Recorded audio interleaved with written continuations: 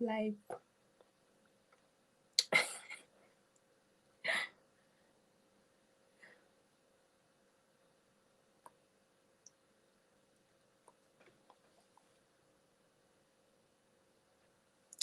Hi guys.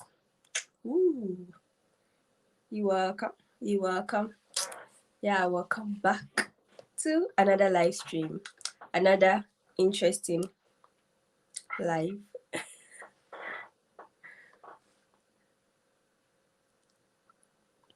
Let's see how many people are here.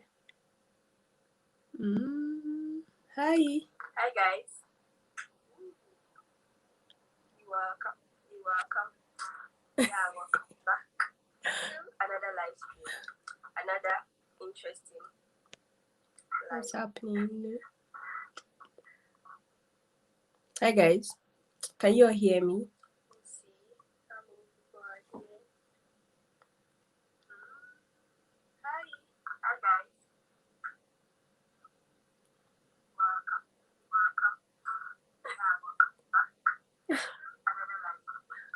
Another interesting. What's happening? Hello everybody. Hi guys. Can hear myself. I think there's something wrong. I have to. Hi everybody. Can you guys hear me? Can everybody hear me? No, I'm not coming back to Ghana. Not soon, but soon. I don't know. How soon is soon? It's relative. Hi,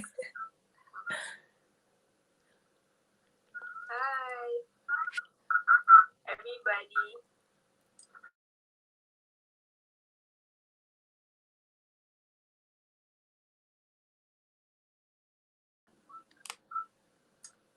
No, I'm not coming back to Ghana. Not soon, but soon. I don't know. How soon? I think there's a problem with my live stream. I have to fix it because I can hear myself. I'm not supposed to hear myself. I don't know what's happening.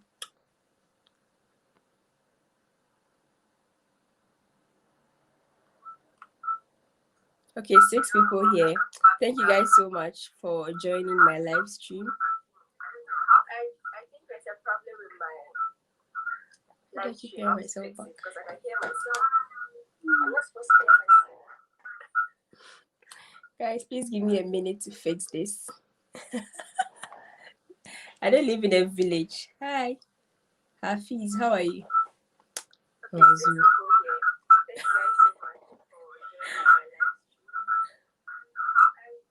I think it will fix by itself. Yeah. Hey Ivan. Thank you for joining my live stream. Thank you so much. I can see 6 people here, so give my live stream a thumbs up. Okay, I have 6 likes. That's great. How are you? Hi, Gabriela. Oh, thank you for joining. Yeah, I can see you. Thank you. Thank you, everybody, for joining. Hey, Ivan.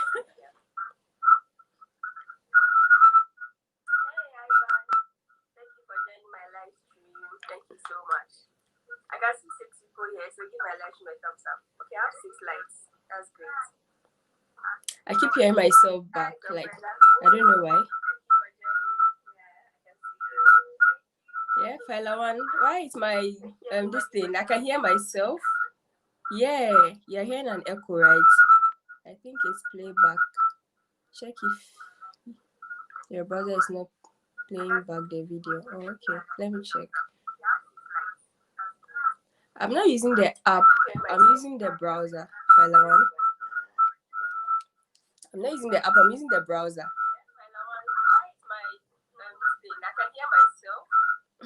I don't know why it's echoing. Oh gosh, no, why is this happening? I'm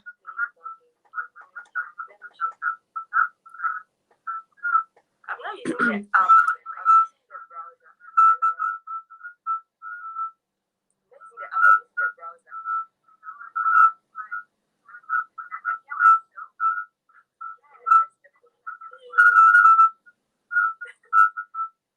Oh gosh, no, why is this happening? Do you guys still hear the echo? Do you guys? Let me fix this.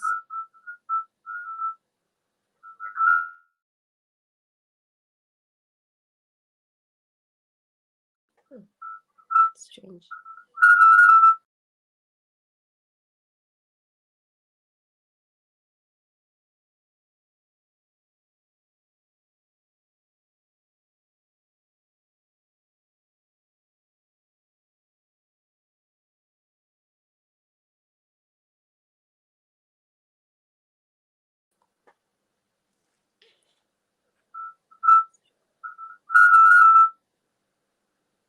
Hi guys. Is this better?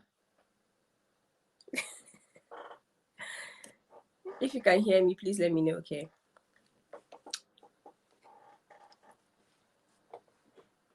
Can everybody hear me?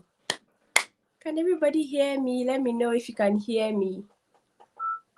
Oh, still echoing. Hi guys. Is this better? Today's not a good day. If you can hear me, please let me know, okay?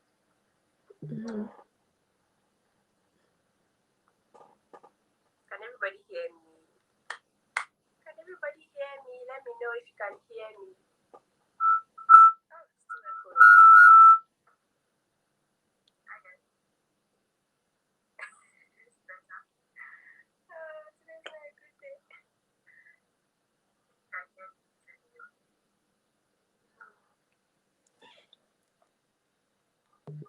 Oops.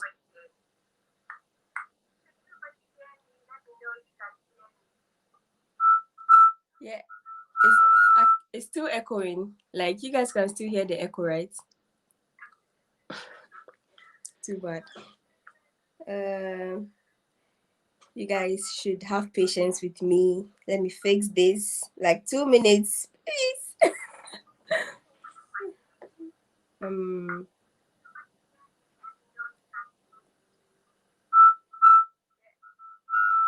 It's still echoing. Like, you guys can still hear the echo, right? Too bad. You guys should have patience with me. Let me fix this. Like 2 minutes, please. Like 2 minutes.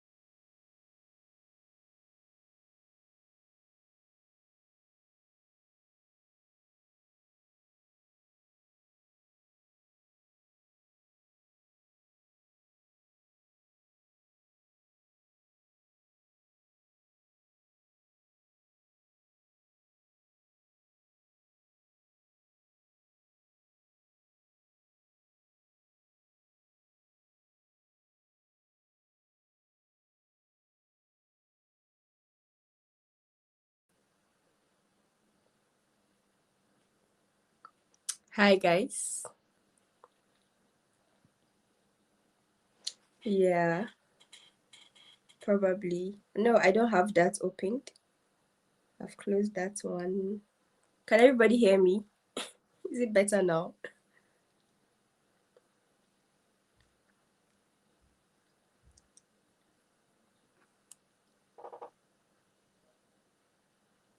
Is it better? If you can hear me, if there's no echo, please let me know. Oh, okay. Let's go to studio. Go to audio and check the cancel echo. Okay.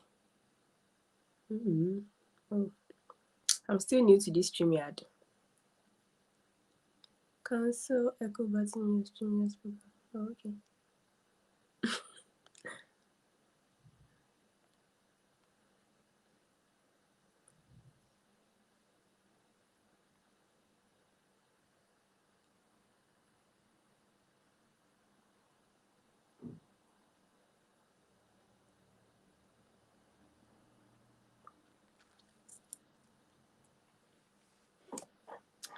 Is it better now?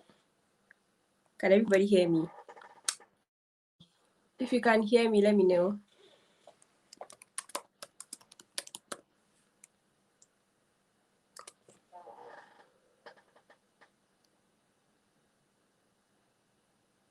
Is it better? It's better? I hope so. I don't know what's happening though.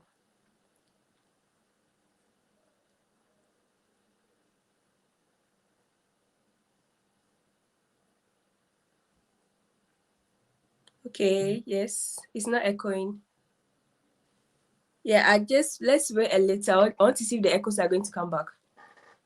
Which you don't have to do it now. The echo went away. Okay, yeah. There's no echo, right? So we can start. Can we start? It's a success! Gabriela. Thank you, Books for Moses. Thank you so much.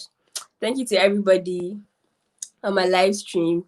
Thank you so much. Like, I really appreciate you guys for putting up with my nonsense. Okay. Technical problems. I don't know why that was happening though. Last week I had a live stream. It was very smooth. And this week I don't know what went wrong. So guys, yeah, let's get back to business. Yes. Thank you, Philip.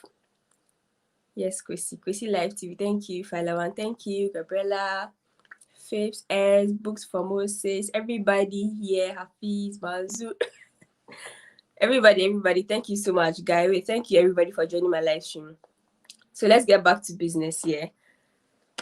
Thank you so much, Ivan, everybody. So last week, Friday, we had an interesting conversation, and the topic was okay. If you don't know me, I think everybody here knows me. So if you are new here, my name is Fidaus Osman. I'm from Ghana, and I study in Germany. I like to share my life experiences as an African student living in Germany. I like to give tips on. Oh, okay. I like to give tips. Sorry, I like to give tips on how to apply to universities here and all of that. So thank you guys so much for joining my live stream. I really, really appreciate your support. So last we had like a very interesting chit chat here. So the topic was, why do we African youth travel outside? Why did we travel outside? Like me, why did I travel outside? And if you are still like in Africa, why would you want to travel outside? So that was a topic for last week. And we even went deeper, we delved deeper, and we even went away from the topic. We talked so much else about the reality of living and studying in the diaspora, talk of Germany, wherever, in Europe, in America, in Canada. So I had other African students in the diaspora who were studying, and they featured in the video, and we all shared our experiences, the hard truth that people will not tell you back at home. Like, people will tell you that as soon as you come and study here, you're going to get a job. Like, it's not like that. We share that the reality, okay, the bitter truth. There's in everything, there's negative and positive. So we shared all that on the channel. It was really, really interesting. If you want to watch it, you can go to my page and it's there. It was a very, very interesting conversation. So in today's topic, As you guys can see from the topic, life after school for African students in diaspora. What is it like? For me, I don't really know because I'm still in school. That's why I'm having this live session so we can hear from people like what are we aiming at? Okay, we Africans here in the diaspora, African students in the diaspora, what are we aiming at after school? So I wish you guys can join my live stream. So I'm going to leave a link in the comment section. If you want to join, let me know. Let's talk. Like, what do you want to do as an African student living in Germany after school? Are you planning on going back home? Like, what do you want to do? Are you planning on staying? Let's chit chat. Let me know your opinion, okay? So I'm going to leave a link if you want to join the conversation, okay? So I'll invite guests. Okay.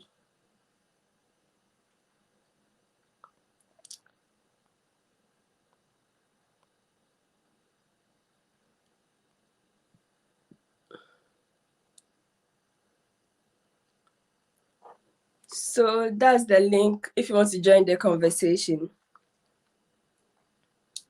Yeah, that's the link if you want to join the conversation. Thank you guys so much. And as I said, last week, Friday, the chit chat was like, it was more than expected. Like, we even talked about the topic and talked more, like, a lot of stuff about studying in the diaspora, like the realities of it, what people will not tell you. Like, you see a lot of people putting pictures on social media. Like, it's not all that glitters. Like, there's a lot of hustle and struggle behind the cameras that you guys don't see back at home. So we talked about all that. And at the end, yeah,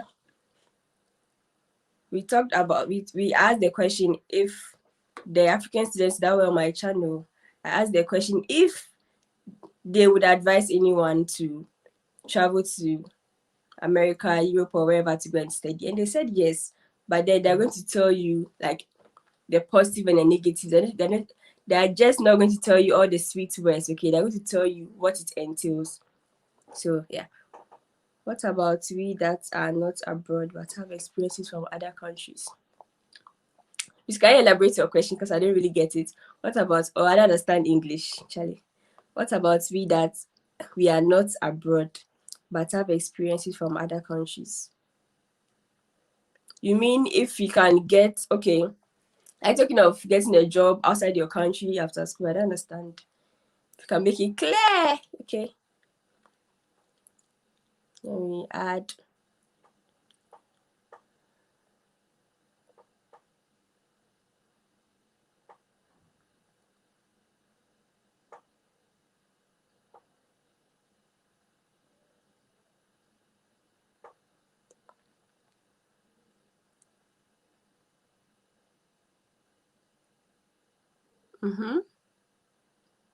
Phipps says he has traveled before. I rise in Ghana. Please, what are you talking about, Stephanie? Stephanie, were you trying to join the live stream?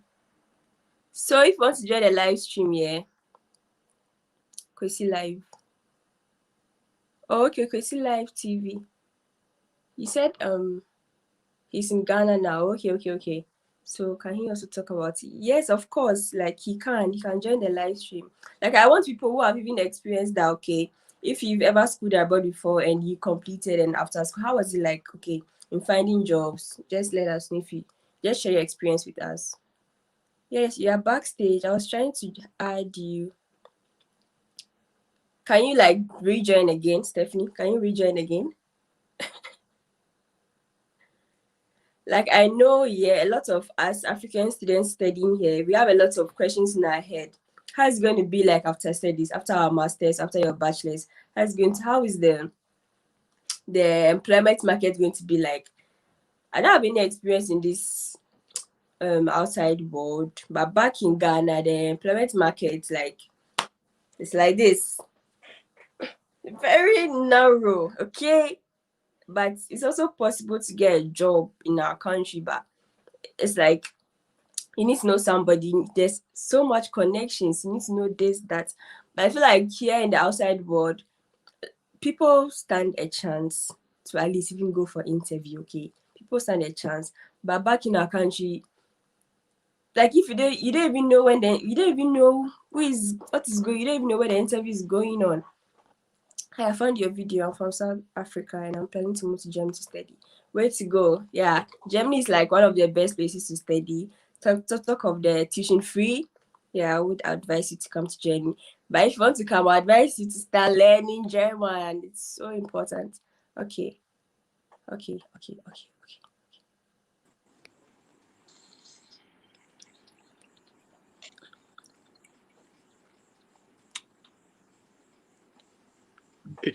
Hi guys, thank you so much for joining.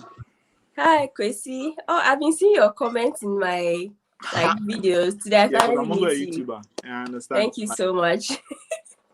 Yeah, getting Michael. subscribers here is not easy, so I understand. Yeah. Yes. Yeah, so we just help each other, right? Yes. I started doing it in Russia, so. Okay, you studied. Okay, please introduce yourself first. Okay, Yeah. I'm Kwesi Life, level 400 students at University of Ghana. Okay. I studied political science and Russian, so Oh. last year I got a chance to go and do my year abroad studies in Russia, so I have Okay. a bit of experience from Russia. Okay, so you studied like your 4-year program in Russia? No, I'm studying. I'm still in. I'm still a Legon. student of University of Ghana, Legon. Okay. Because I'm doing language. After your third year, you have the opportunity to go and do a 1-year course in the country. The language that you are learning, you get the 1 year. You get a chance to go and do a 1-year course there. So I'm studying Russian language, right? Okay. I got a scholarship from the government of Ghana to go and study 1 year in Russia. 1 year, okay, yeah, I get it now. So yeah. I came back like August. Oh, So I'm waiting to finish my 4th year and then try out in Germany. So I'm still learning German. Okay, that's great. Like that's the best thing to do if you want to come to Germany to study. That's the best thing to do. I like languages, so guten Tag. So you can speak Russian? Yeah. I'm fluent in Russian, but I'm still learning German. Learning German will be easy for you because Russian is difficult. If you can. Yeah. That's Russian great. Russian is just like maths or critical thinking, like something like that. Crazy. Yeah. So even after spending a year there, I still have to calculate certain things before I speak. But German, I'm not finding it that difficult. Like I found it difficult studying Russian. Oh, okay. German is easier. Yeah. Oh, okay. Well, at least some of the words sounds like English, but Russian is totally different. Yeah. With different alphabets. I mean, they don't have a regular alphabet. Yeah, true. Yeah, different writing skills, so it's quite different. Yeah. So thank you once again for joining. So our topic for today, right? So you are still in school right now. I would say you're in your final year. Let's say you're in your final year, right? Yeah. So what do you think life after school would be like? Do you want to, as you said, you want to come study in Germany, right? Yeah. So I wanted to like talk about what I saw in Russia because I had a lot of Ghanaian friends there as well. Okay. And for them, for Russia, it's quite different because it's difficult to get like a visa to stay there after your studies. So most of them have to come back to Ghana unless you do something else. Probably get married to a Russian or do those kind of stuff before you get the papers to stay there. So for Russia, it's quite difficult. And in Ghana, you know it already after service and everything. So I don't think I'm the only one, or I'm the only University of Ghana student who is planning to, fly out or go to another country to go and study after the university or after national service. Like, I think recently I went to my registry at University of Ghana to go and take a transcript for a friend. And the queue I saw there, the number of people want to take their transcripts and apply for universities abroad. Like, I was so amazed. Like, yeah, really. Yeah. Everyone wants to fly out. So I think life after university in Ghana is one of the craziest things ever for a young person, especially if you don't have the so-called connections to find job after your national service. Like, your last resort is to find scholarships abroad or do Yeah. something and go and do your masters abroad. Mm-hmm. So I think True. that's the way out for me. Not like I can't do anything in Ghana, but after experiencing 1 year in a foreign land, Mm-hmm. like no one will tell you that try your best and go back if you get a chance. So that's Yeah. exactly why I'm trying to do that. But I just love languages as well, and German language is Yeah. something I So want to know. like, so this what we had. This one of the conversation we had last week here. Why do we African, like we the youth, travel? Do you think the Yeah, main reason why we travel is to run away from our countries? Like the easiest way to travel to a different country is to go to school. yeah, Because it's easier yeah, to get a visa when you are going to school, right? hmm So yeah. do you think this thing is? Do you think it's a good thing? Like we the youth, we are running Like away running from away our from Ghana. country. Yeah. Honestly speaking, until I traveled last year, Mm-hmm. I've always felt like like running away from Ghana is the best. But after spending a year, like the stress that I was going through in Russia, True. me missing my family, me not being able to have the fun that I used to have in Ghana, that freedom and everything. I Yeah. realized that just traveling outside is not the solution, but you have to Mm-hmm. travel outside with certain things. And Mm-hmm. I feel like it's not our faults that we want to, you know, Exactly. run out of the country Mm-hmm. because the opportunities are less, but the opportunities are more outside. And like for for me, like Mm-hmm. personally, the reason why I would like to travel outside Ghana to go and live in Europe or any other country that is better than Ghana is because of the general standard of living. I'm Okay. not I'm not trying to run away abroad to go and experience some kind of flashy lifestyle to come Yeah. and put pressure on my youth. And you have But had the experience, and you've yes, realized that I there's no just flashy lifestyle abroad. no. I just like Yes. the normal standard of living where Mm-hmm. you are not being cheated by the system, where everything Mm-hmm. is fair, where like you have everything standard. Because Yeah. like when I after my 1 year in Russia, I was trying to do some recap of the things that happened, and I realized I was never harassed by police. I Mm-hmm. was never harassed by anyone on the streets. I could go out and Yeah. then come back any time of the night. Like I was just living a free life, free soul, no kind of pressure. I'm able to buy internet, like unlimited internet for just 20 Ghana cedis. Yes, that's the best thing. Like here, unlimited Yeah, and internet. then get food for cheap and all those kind of things. Transport's quite easier. I just like the basic necessities Yeah. like food, Yes. clothing, shelter, which is always best in Europe, not the flashy lifestyle because that is like The basic is things we is the need. audio is the audio kind of living, Mm-hmm. but the reality is that it's all is not rosy. But then you Mm-hmm. get to live your standard life without having to beg someone for food all the time. True. Yeah. Hmm So I was even going to ask you. You are studying in Ghana right now, and you've studied in Russia for a year. hmm Have you seen any differences, huge differences, or any similarities?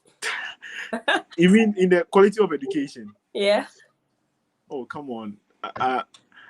I sometimes I try to avoid this question because it will make my Ghanaian counterpart feel like they are doing nothing in Ghana. But honestly speaking, I think the education system in Russia for me was one of the best I've experienced so far. Mm-hmm. Even though the lectures can be quite stressful, but Yeah. one thing I really enjoy is the fact that everything is on the fair grounds. Mm-hmm. You True. don't have to go and see a lecturer back door to pay something to get some results or to be able to defend yourself or make an appeal about something. Like everything is fair.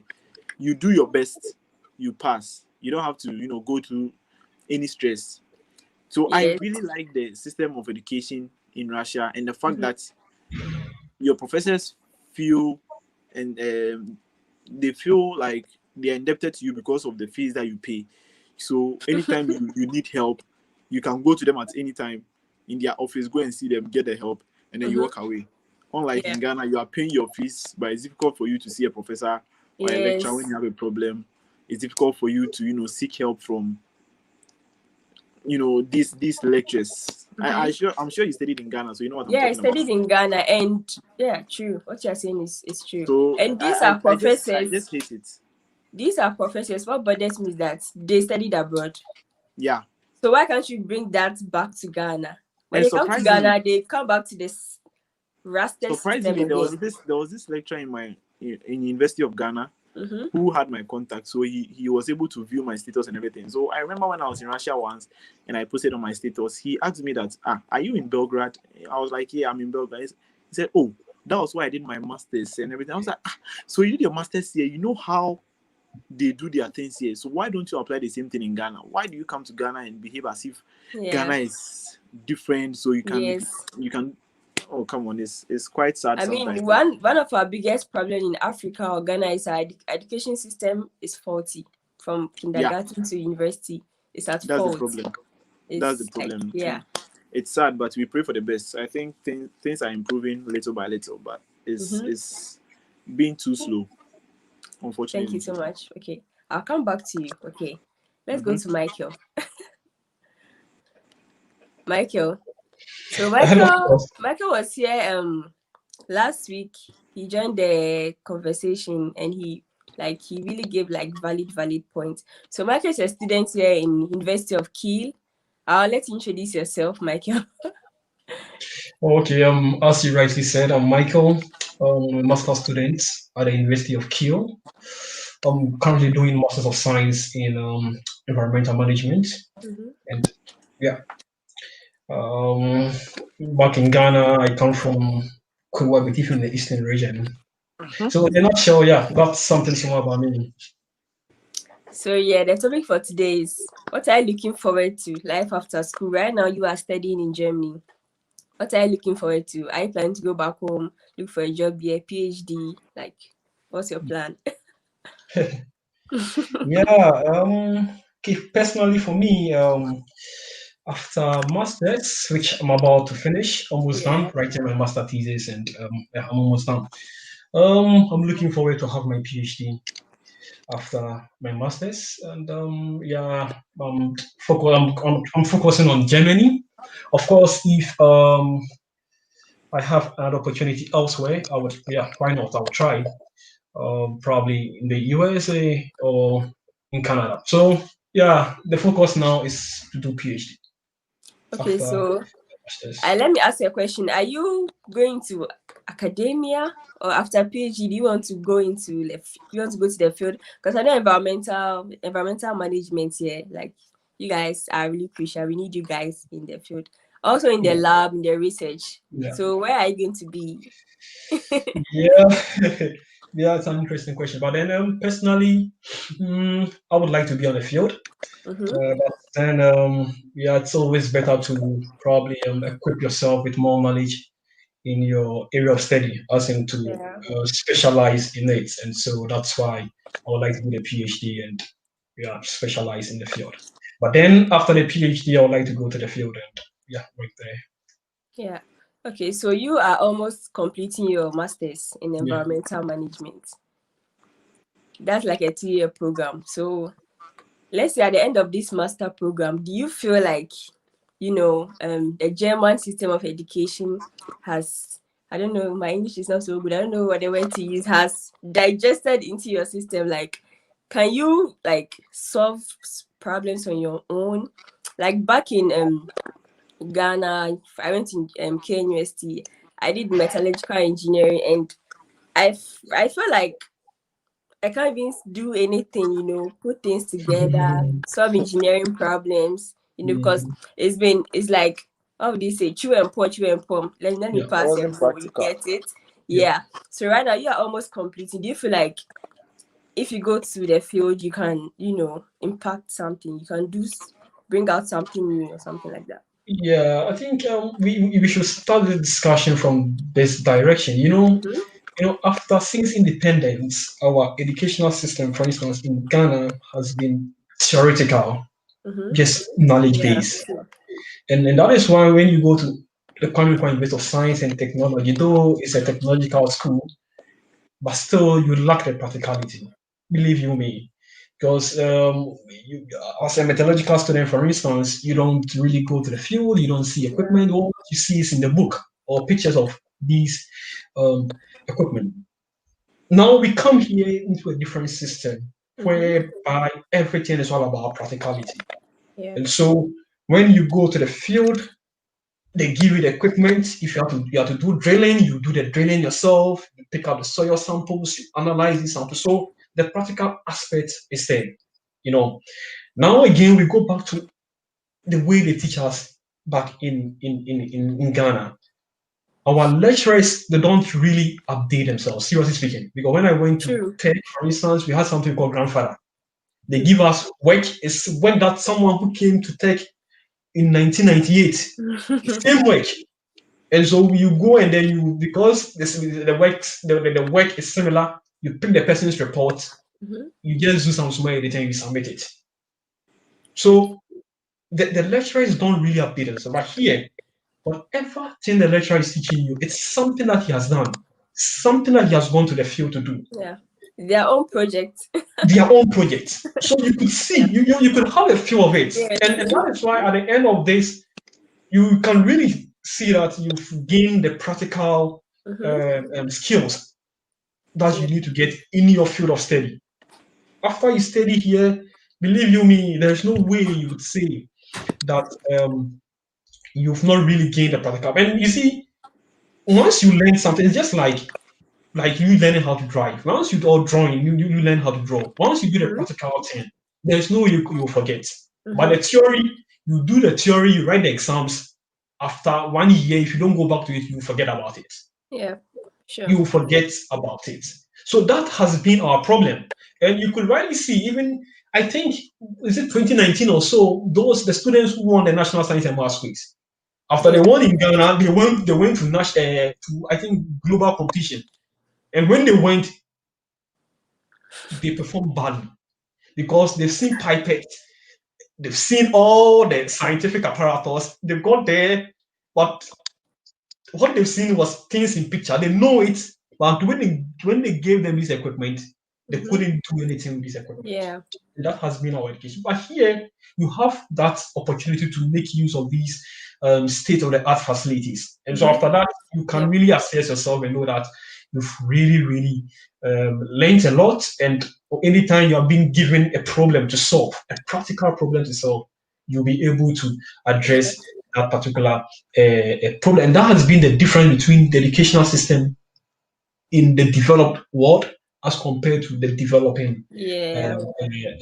world. It's So a sad thing, but I believe it's something we need to focus on in Ghana. So yeah, I would say that in a nutshell, I can really assess myself and beat my chest and say that I'm well baked to go and solve problems in the world. Yeah. Education that I have I had. have like a personal experience because, like, as I said, I did engineering back in Ghana and I'm doing engineering again. And the difference is like 1000%. Okay. So back in tech, we used to do lab works. We did lab works, but like it was the equipment were ratchet. Like it wasn't okay. But here in Germany, our lab works. Back in tech, we have manuals for our lab works. Okay, you just go and print out the manual and go to the lab. But here, the lab works. Before you go to the lab, you have to read your manual, meet your supervisor, go for an oral exam. If you pass the oral exam, then you can take the lab. Because the supervisor wants to know if you actually know what you are going to do. Okay. Yeah. So you have to pass that like oral Before, exam yeah, before you can take the lab. yeah, And the lab too, you have to make reports. exactly. And the kind of referencing we do back in Ghana. So when I came here, like I faced a lot of challenges. Okay. The kind of referencing we did back in Ghana, it's like Exactly. Yeah. yes, here. So when you come here for your first semester, you're going to it's like you feel like it's not Michael, you had an experience with me where I wanted to change my program. Yeah. I wanted to do environmental management, like material science. I can't do this. Like, so I actually applied for environmental management, but I didn't even get it because apparently they said I didn't have a background in environmental science. And that's surprising. I'm like, it's masters. I did engineering. Germany. I know I didn't. They can be difficult, but so yes, I didn't get environmental management, and I went back to my material science engineering, and now I can say like you're getting a hold of it like bit by bit.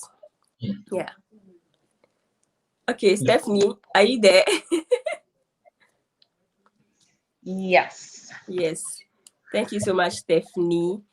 Can you Welcome. please introduce To my yourself? piece. Okay. What's my question, by the way? Yeah, so today's topic here, we are talking about life after school for African students here in Germany, okay? Mm-hmm. What are you planning? Are you planning on looking for jobs? Are you planning on PhD, going back to Ghana? Like, what do you want to do after school? Well, honestly, this question, okay. To be very honest, I don't know what I want to do. Okay. Because back home, everyone is like, do your PhD because they're like, oh, you make a good lecturer back home in Ghana. And Mm-hmm. I'm like, hey, I've been going to school all my life. So another 4 to 6 years of PhD. Yeah. People are like, okay, you're a woman. If you don't do your PhD now, when are you going to do it? So that is on one aspect of my brain. The other side is like, you need to make money. You need to make money to be able to afford the PhD. Yep.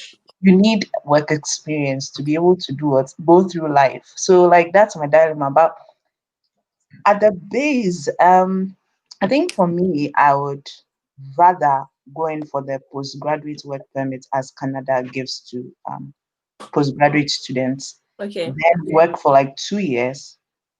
I'm looking forward to working in the public administration because of the bilingual skills I have in French In and English. Ghana? No, in Canada. Okay.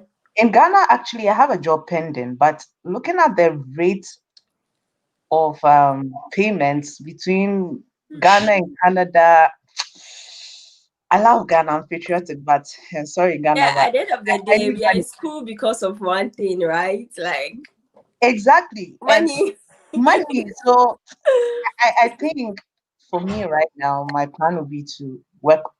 Okay, well, for Canada, it's up to you whether you want to go back home or you want to stay in the country. And Okay. for Canada, also, their immigration thing is really high right now. It's like they want a lot of people. Mm-hmm. So I'm like, why not? I'll just apply for the work permit. Yeah. When Okay. you read a master's program, or I think any other program from I think should be from 2 years and above, Mm-hmm. you are given 2 to 3 years of working permit. Mm-hmm. So that allows you to look for a job. And while you're looking for a job, the next step is to apply for permanent residency. So yeah, that's another 5 years of you being in the country. And after that, you can choose whether to be a citizen and you're done. So like Oh wow, that's that's a great that's policy. that's a cool yeah pathway. And yeah, Mm-hmm. if I take the pathway, and another bonus point is that for Canada, when you're a permanent resident, stroke citizen, the fees, the tuition fees are less. So Okay. why won't I just follow this pathway, come Yeah. back later, and I mean pay less for my PhD? Mm-hmm. So I think that's my plan. Yeah. Okay. That's so in Canada after your let's say your master's or your bachelor's as an international student, you are given 5 years before you can also apply for your PR or what? No, this is how the pathway goes. Okay. You Yeah. come to school, you graduate. Mm-hmm. The day you graduate, you just apply for the permanent, the postgraduate work permit. We call it Okay. Okay. PGW. Oh, let me just say work permit, right? Okay. So they email you this like Oh. something like, oh, we've received your application, blah blah blah blah blah blah. And after like 3 days or so, they give you like a temporary something that you can go and look for full-time jobs. Mm-hmm. So when you get a full-time job, for instance, you'll be like, oh, they are waiting for the main work permit. Mm-hmm. So when Yeah. you get that work permit, then yes, you start working. If you're Oh. fortunate to have your company sponsor you for the PR, that's even like within 6 months, you become a permanent resident in Canada. Oh. But if your That sounds company like a great doesn't, policy. yes, if your company doesn't sponsor you, then you have to like go through it's not so hard, but I'll call it the hard route. So you'd have to write people call it IELTS. IELTS or IELTS Mm-hmm. exam to prove your English skills. And we have so many pathways in Canada. I don't think people may understand, but Yeah. So after the, let's say you write the IELTS or the IELTS, Mm-hmm. you have to like, you see how we have this WAEC WASI system because we have Nigerians. I'm using both.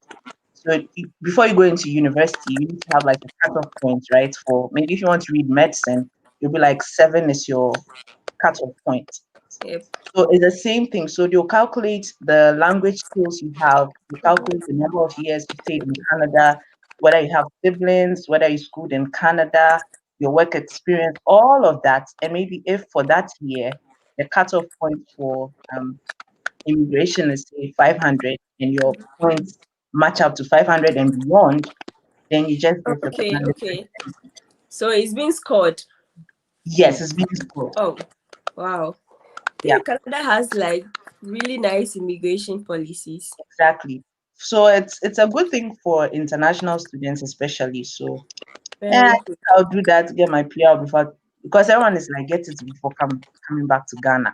Ghana is this and Okay, is so it what you want or everyone? Like, pardon? is it what you want or what you think everybody wants? Everyone around you. Honestly, I think this is the best.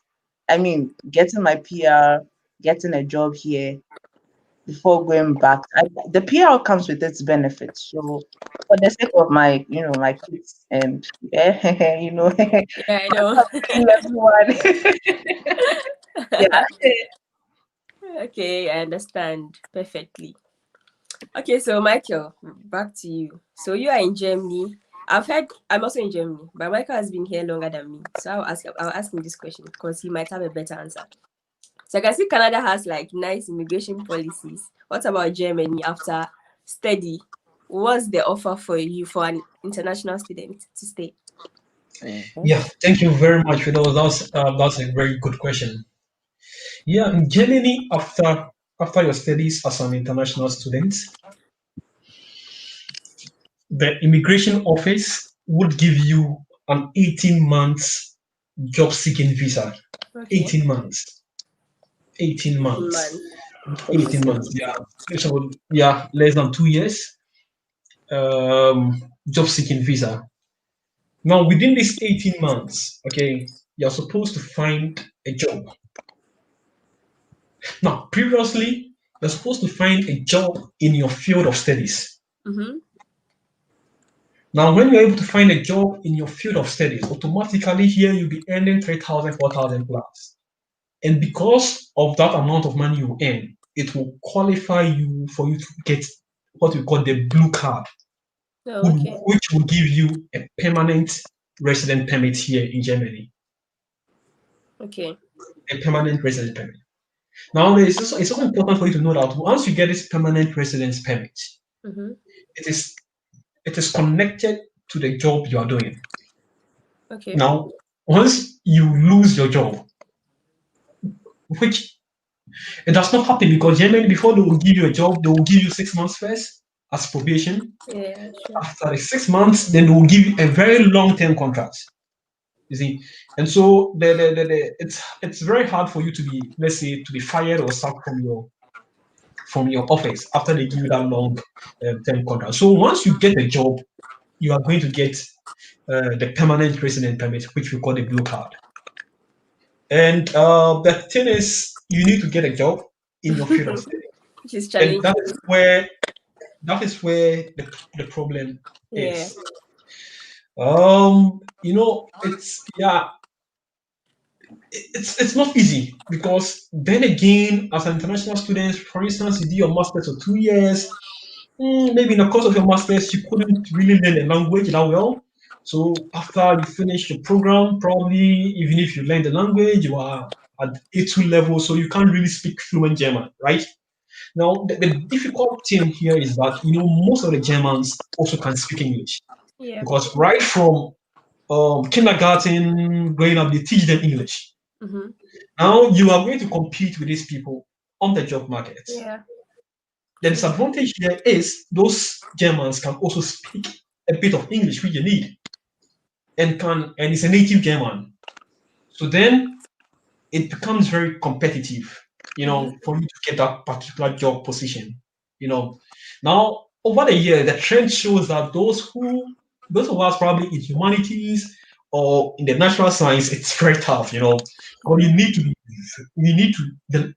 very good in the language. Mm-hmm. It's important. Once you're good in the language, the opportunities are there. For that one, be rest assured, the opportunities are there. If not that, then those who are into IT, they are fortunate because the Very IT good. people don't really need the language. And for them, the fastest here in Yeah. Germany. Once they finish with their masters, they are being recruited and then they get their permanent resident permit. Mm-hmm. But those of us in natural science, in humanities, it's very competitive because you are competing with the Germans and then you are Yes. competing with other students from EU. Yeah. And because of the Schengen visa, they can also stay here in Germany and then find Yes. job here. And once, because in Europe, Germany is like the mother of Europe. And so most of the foreign students from other European countries would like to stay and work in Germany. You can understand of living here and the quality of life here. So it becomes so difficult when you're looking for a job because then when you are selecting, they rank the Germans, they rank those from EU before they come to Yeah. those of our There's like priorities, priorities. For that one, yeah. But then you which have to be I think makes exceptionally sense. good. Yeah.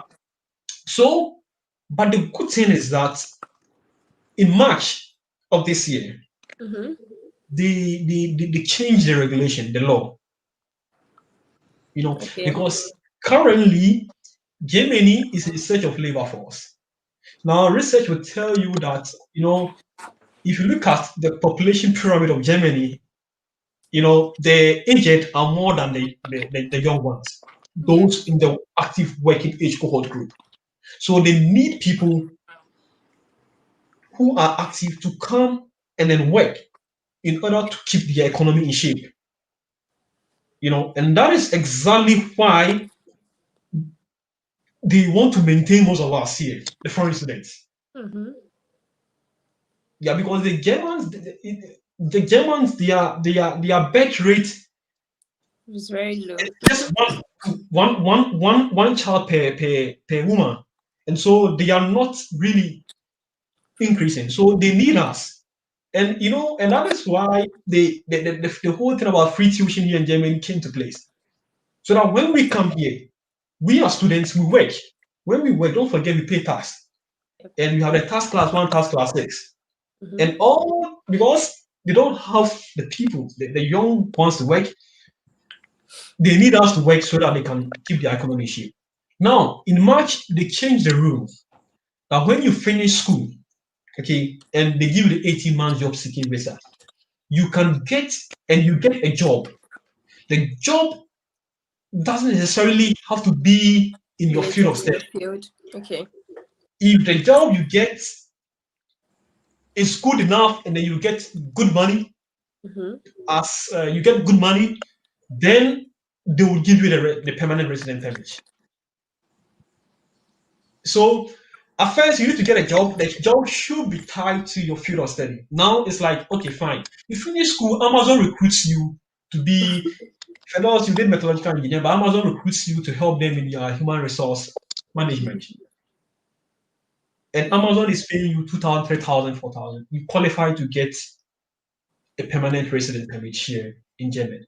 So they've taken that clause out. That clause that was so difficult, that's so mandatory that even though you can get a job, if it's not in your field of study, they would not extend or they will not give you the permanent residence permit. This was done so that they'll be able to keep most of us here in Mm-hmm. Germany in order to keep their active labor force intact to stabilize their economy. So now for us here in Germany, when we finish school, at least now we have that opportunity because we get our 18 months job seeking visa. Yours is to explore and explore well. If you get a company and the company is willing to pay you well, you would really get your permanent residence permit, and then Mm-hmm. yeah, you can stay here as far as you are working. So that is one good news for as the law was just passed this year Oh, in okay. March. That's That's good. when they brought that new regulation. So that's good news because it was really challenging. At times you Mm-hmm. finish and then they give you the 18 months, and you realize that you'll be applying for jobs, and then you'll not be getting it, and then the 18 months will reach, and then Mhm. you have to you have to yeah, probably go back Your country. back to Ghana. Because, So like, mhm. okay, I feel Yeah, so like 18 good months news for is us. not so long. Yeah, it's You know not so how long. time really flies. You'll be there, Yeah, and even though there are opportunities here, it's not so easy to get a job like that. Because as you no, said, you're competing with people. They're going to consider their citizens first. And Germans are good. Let me tell you, yeah. Germans are very good. So you need to work like 100 times. You need to be way smarter. yeah, See, in our university, we have a Ghanaian lecturer, a professor, Professor Blai. He told us his story how like he went for the interview and he got the position. There were Germans there and they didn't understand like how did this black man, because he's good, like he worked harder. Okay, so that's Germans for you. If they see you have potential, I mean they're going to give you the opportunity. So you have to work like you have to be like Usain Bolt, like and yeah. then the other question I have here for okay, right now I'm going to ask Michael and Stephanie because you guys are studying abroad. Okay, for Stephanie in Canada, when it comes to job searching, does it really matter on your grades you get from your master's or your bachelor's, your transcripts? Does it affect your job, like Um, in you mhm. getting a job? Yeah, your performance in school. Well, I've not heard anything in regard to, I mean, with regard to that aspect, Mm-hmm. talking about if like how it is in Ghana, whereby first class people are considered the ideal candidates for a job. I don't think it is so here. I would say, just as Michael said, it's I think it depends on your field of study. Because for humanities, I feel like it's very, very difficult. If you go and read history, I feel there's a job for you maybe in the museum or something, but nobody is going to say you got like a Yeah. 2.0 GPA or something. For Canadians, I one thing I see is they look at your communication skills and they call something bondability, if I'm right, or yeah, Mm-hmm. bondability in quotes. I don't know whether it's the right English word, but yeah, that's to say, are you someone who is able to socialize? Are you able to adapt? Are you able to, like quickly learn on the job? That kind of, that's what they look at. So you can be someone who, excuse me to say, wabong, but once your personality Yeah. is top notch, they just hire you because if it comes to like jobs that you have to sell to people, to market to people, it's not your GPA that's going to market and get them a lot of customers, right? They look at what, oh, Stephanie or Fidel's is very eloquent. Michael, yes, he's good. His English is perfect. This is that, and that. And they'll pick you. Yeah. Though it's competitive, but again, you have to, I mean, brush up certain things about you and then exceed the skills the Canadians themselves are putting out. So I don't think it's really a problem when it comes to Canada. Like your grades really don't matter. Okay. Right. Michael, what about Germany? Yeah, I think Germany is the opposite of what Stefan said in Yeah. Canada. Yeah, because I have been to several job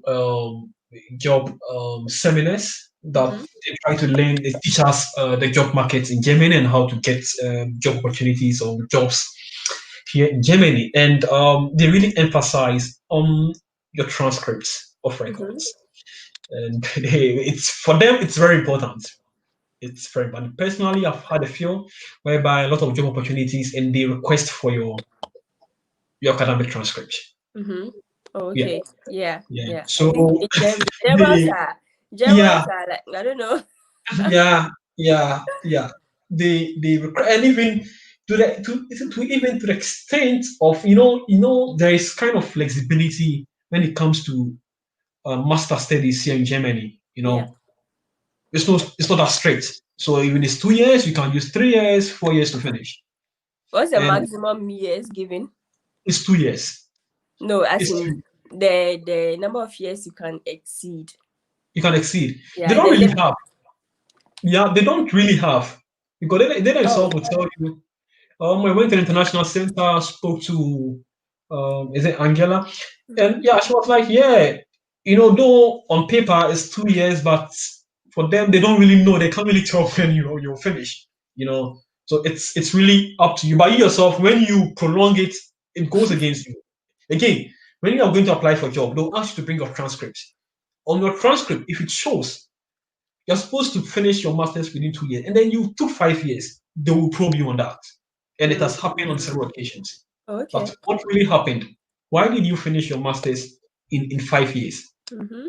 You're supposed to finish it in 2 years. What happened? You have to explain, and kind of goes against you when it comes to the recruitment exercise. So for here, they really take into consideration, serious consideration Your of our performance in school. academic transcripts, yeah, before they would yeah, recruit Can you. I just add something to Okay, what yeah. I said? So back to what I was saying, right? What I said, I think I should be more specific. It's for the industry. But when Mm-hmm. it comes to like jobs that are related to academia, then that's where your grades will matter. If you want to be what In an Canada. instructor, yeah, a TA, a future lecturer and stuff like that, that's where your grades really matter. And Michael said something, but I don't know, it just skipped my mind. When I remember, I'll come back to talk What I about it. said, I think I should Be more specific. It's for the industry. But when it comes to like jobs that are related to academia, then that's where your grades matter. If you it's want to be okay. what In an Canada. instructor, yeah, a CA, a future lecturer and stuff like Mm-hmm. Okay. All right. Kwesi Live TV, are you there? Anawada. No, I'm Okay, here. so I'm here. yeah. So right now, you are saying that after your bachelor's degree, because you are in your final year in Ghana, right, studying, you want to come and do your master's, Yeah. right, in Germany. So what's the main, Yeah. like, Sure. what made you push it to be like, I want to study in Germany? Why not US, UK, any other country? And also, you had a 1 year in Russia. Why not go back to Russia for your master's? Yeah.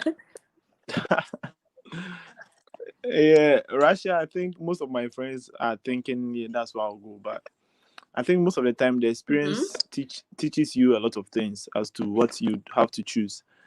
Mm-hmm. Russia is not a bad country, and I can speak the language already and everything. But at the end of the day, it all boils down to what we are discussing today.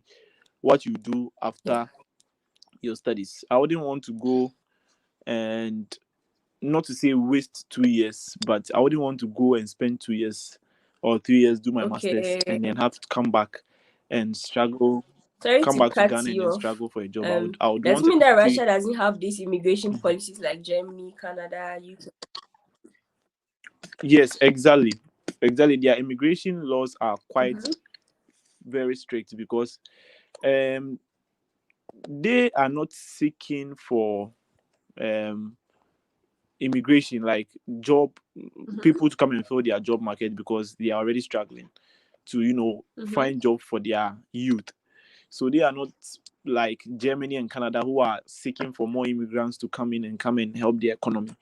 They already have their Okay. youth, and even their youth are still struggling to find work themselves. So they don't have that kind of flexible immigration laws that would allow an outsider to come in, finish school, and then straight away get some, kind of holidays to spend, and then get a job or anything like that. So it will be quite difficult for me to decide to go back there, even though me having the language, probably I could continue, but there are so many factors why I wouldn't like to stay in Russia. One, the currency. Two, the Okay. weather. And then three, the immigration laws. Their immigration is very, very difficult as compared to Germany and then Canada. But I chose Germany specifically because I want to learn another language, Okay. You said you love because I'm language. I'm someone who Okay. is interested in the international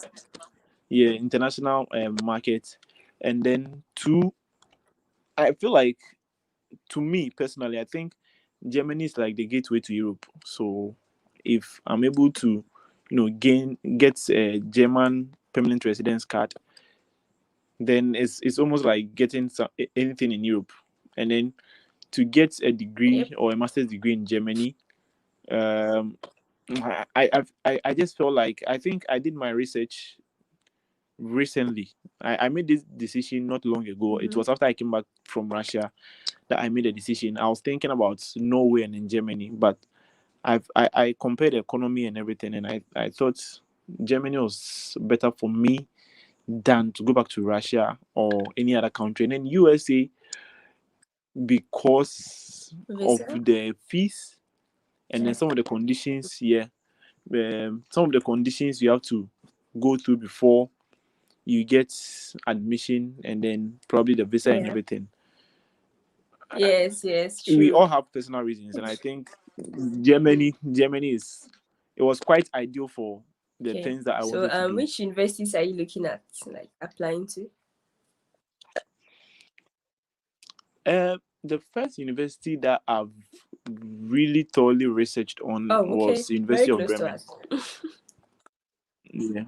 Yeah, University of Bremen, and then I also took a look at University of Cologne before I saw your YouTube channel and I started researching on University of Kiel. Just that the course that I want to do, we don't they really don't have have a much of lot them of at University courses. of Kiel. Yeah, but I also looked at Technical University of Munich and then Berlin. But my first choice is, and then Duisburg, Essen, at all. But my first choice is Bremen, and then probably Duisburg, And I and then think Cologne. like applying to universities in Germany, like most of them without pay application fee, like some of them. But some you have to use this uni assist and pay a fee of like 75 euros. Yeah, I think. Yeah, I checked Duisburg, and then the application was straightforward. Just that I'm not done with school, so I don't really have all my transcripts and my certificates. So I just looked at it, and then they were like, "Oh, you can apply straight without application fees." It was just University of Bremen.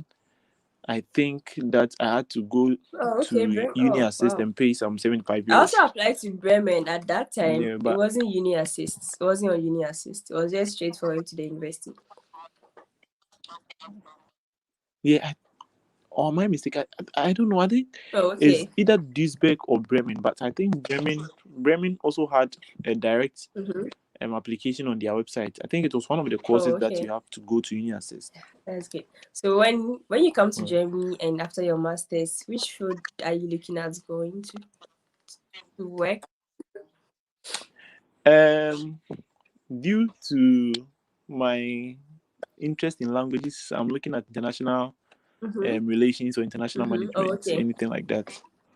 Yeah, so probably diplomat or work with an international organization or an NGO or anything like that. So any job that would give me the opportunity to travel around the world. So one thing I like the fact that you search for these universities yourself, right? You know, you've researched about them. You know the cities, like So like I want to tell you guys here, you don't have to go and pay any agent to look for schools for you, because you just be at the comfort of your home, pay an agent, they apply for schools. You don't know anything about the city, you don't know anything about the university. You're just packing your bags and you're coming. You can't miss like academic shock of your life. You don't know anything about the city, whether there are jobs in the city, whether it's a racist city. You don't know anything. So like it's best to sit down. Searching for schools here is not easy, okay? It's like a work on its own. You have to sit down, take your laptop, search for daad.de, search for the schools yourself, okay? Don't go and pay any agency or agent to search for schools for you, and save yourself some money. Yeah. And even with that, I think my best friends are in Hanover and then Mönchengladbach. But I searched their schools as well, and then they don't offer what I want. So if you just pay an agency, then even though I've not been there yet, but I think it will go against you, because traveling abroad, I think what people don't know, and I'm talking about this with experience, because before I traveled to Russia, one of my prayers was that, God, just put me on a plane, take me to anywhere abroad. But until I got there, I was like, yo, it's not Abrochibia na Abrochi. You understand? So You just don't pray that Yes. God, I'm done, I want to do my masters, I just want to go to Mhm. Germany, Mhm. just take me to Mhm. any city. Mhm. It will be a big mistake. Mhm. You have to make sure that where Yeah. you are going to, you are okay with it. Because I think since I settled on Bremen, Duisburg, and then Cologne, I've watched Yes. So you a know what to lot of expect. videos about these cities. Mhm. A lot, everything I've researched, I've checked on Mhm. their accommodation fees, second choices if I don't get student accommodation, the other choices that you can get on Students student in back. Yeah. Verec or something Students in something back. like that. Students in That, back. yeah, if you don't get that one, the private accommodations and everything. So you need to really Exactly. focus on all these things yourself and avoid these agent fees, because Mhm. agents are looking for their money. And so far as they think they can get you the school and you'll be okay with it, Yes, like they they will go just and look want for your you. money and they don't care where they are Exactly. taking you to. You end up in a city where you even be Mm-hmm. depressed because not all cities in Germany are like, I don't know how to say, because in this Tough, world we yeah. still have some people that are in the 18th century. So you will not meet really nice people. So you need to research Yeah. on the city and the school, and then research on the types of models you are going to do. Because if you don't do that, you're like, wow, I didn't know all Yeah. this before coming. Yeah, thank you so much, Chrissy. So now, Fila One, Yeah. Sure. is he there? Are you there? Yeah, Fila Yo, One. hello, hello, hello, hello. Hello. What's up? What's up? Yeah, yeah, I'm you're here. welcome back. Here. Yeah. Thank You're you. welcome. Thank you. Thank you. Yeah. So you Thank you. see the topic for today, yeah? Like for you, Yeah. you're in Come Ghana, again. right? Yeah. Yeah. Yeah. You are in Ghana and you're studying. You're in the university, right? You're in school. Yes. Yeah. Yes. African Like, Institute of Media Studies. oh, okay. So what program are you studying? Actually, we have a lot of courses here which really help. But for now, I'm offering video editing, videography, cinematography, photography, and Mm-hmm. I think motion graphics. Yeah. Okay. Yeah. So let me ask you this I, I question. I chose multimedia. Okay, okay, okay, that's great. So let me ask you this question. Okay. After Yeah. your studies, do you want Hmm. to pursue your profession or you want to further your education in Ghana or you want to go outside? What are your plans? Okay. To me, actually, after my studies, if maybe I could set up a big, let's say, a media house, because I In really Ghana? want to have one of the biggest media houses in Ghana here, Okay. because I think with our media houses that we have here, they don't really support, and not like they don't really support. There is no media house anywhere.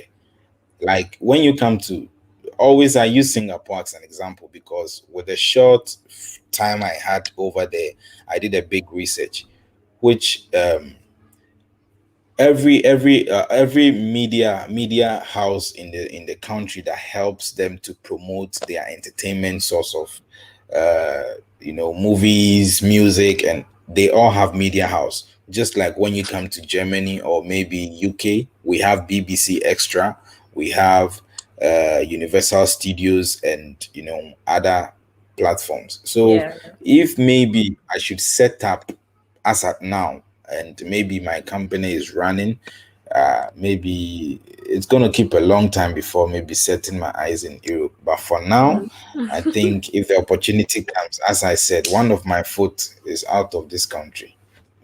You really want to leave Ghana? I really want to. I really want to. I really want to leave. And no matter how the thing is, I think every student in this country, right? Whether you do your masters in this country or you don't, the thing is, when you come back or you're already in the country, there is nothing for you.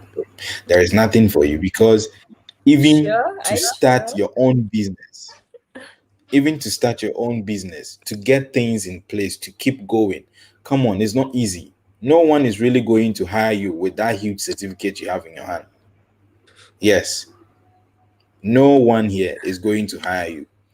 Just like you know, our lady said, if you don't have that kind of connection, Do you get it? So imagine you being an engineer and then you want to work in, let's say, any of these Takwa mines. Let's assume you don't know anyone there. Trust me, you will apply 1,000 times and you'll be refused 1,000 times. Nobody would ever hire you with that certificate, because to me, like this, I think people who are now working in that certain positions are not really having heavy certificates, but the mind is there, the brain is there. So why should I use my head to be doing this job and you would just use a paper to come and take my position within a short time? It's not going to work. Even though you still also have the head, he also have the head, everything is going on well, both of you can team up. But you see, there is this fear in our leaders that when they give us the chance to come and replace or help or support them, as time goes on, we are going to kick them out. So definitely, I don't really appreciate anyone who would want to just be quick to come down here because they think, yeah, they've gone to study. Fine, you have gone to study. Have you forgotten the person who even helped you to get to that state, put you in that school?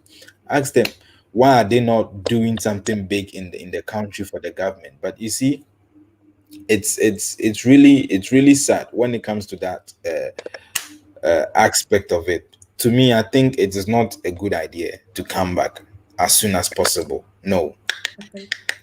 not a No, good okay, yeah, idea. okay, Not as soon at as all. possible, yeah. That one, yeah, you have a point. But I also want to add that if after masters abroad, you're able to get a job, get an experience in work, okay, and then after some years, your work speaks for itself, okay.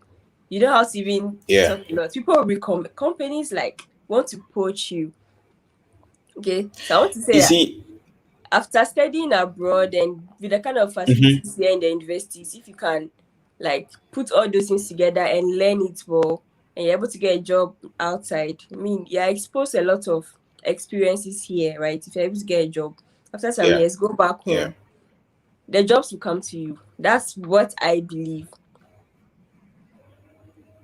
Because your And work also, speaks I for think I itself. want to say this.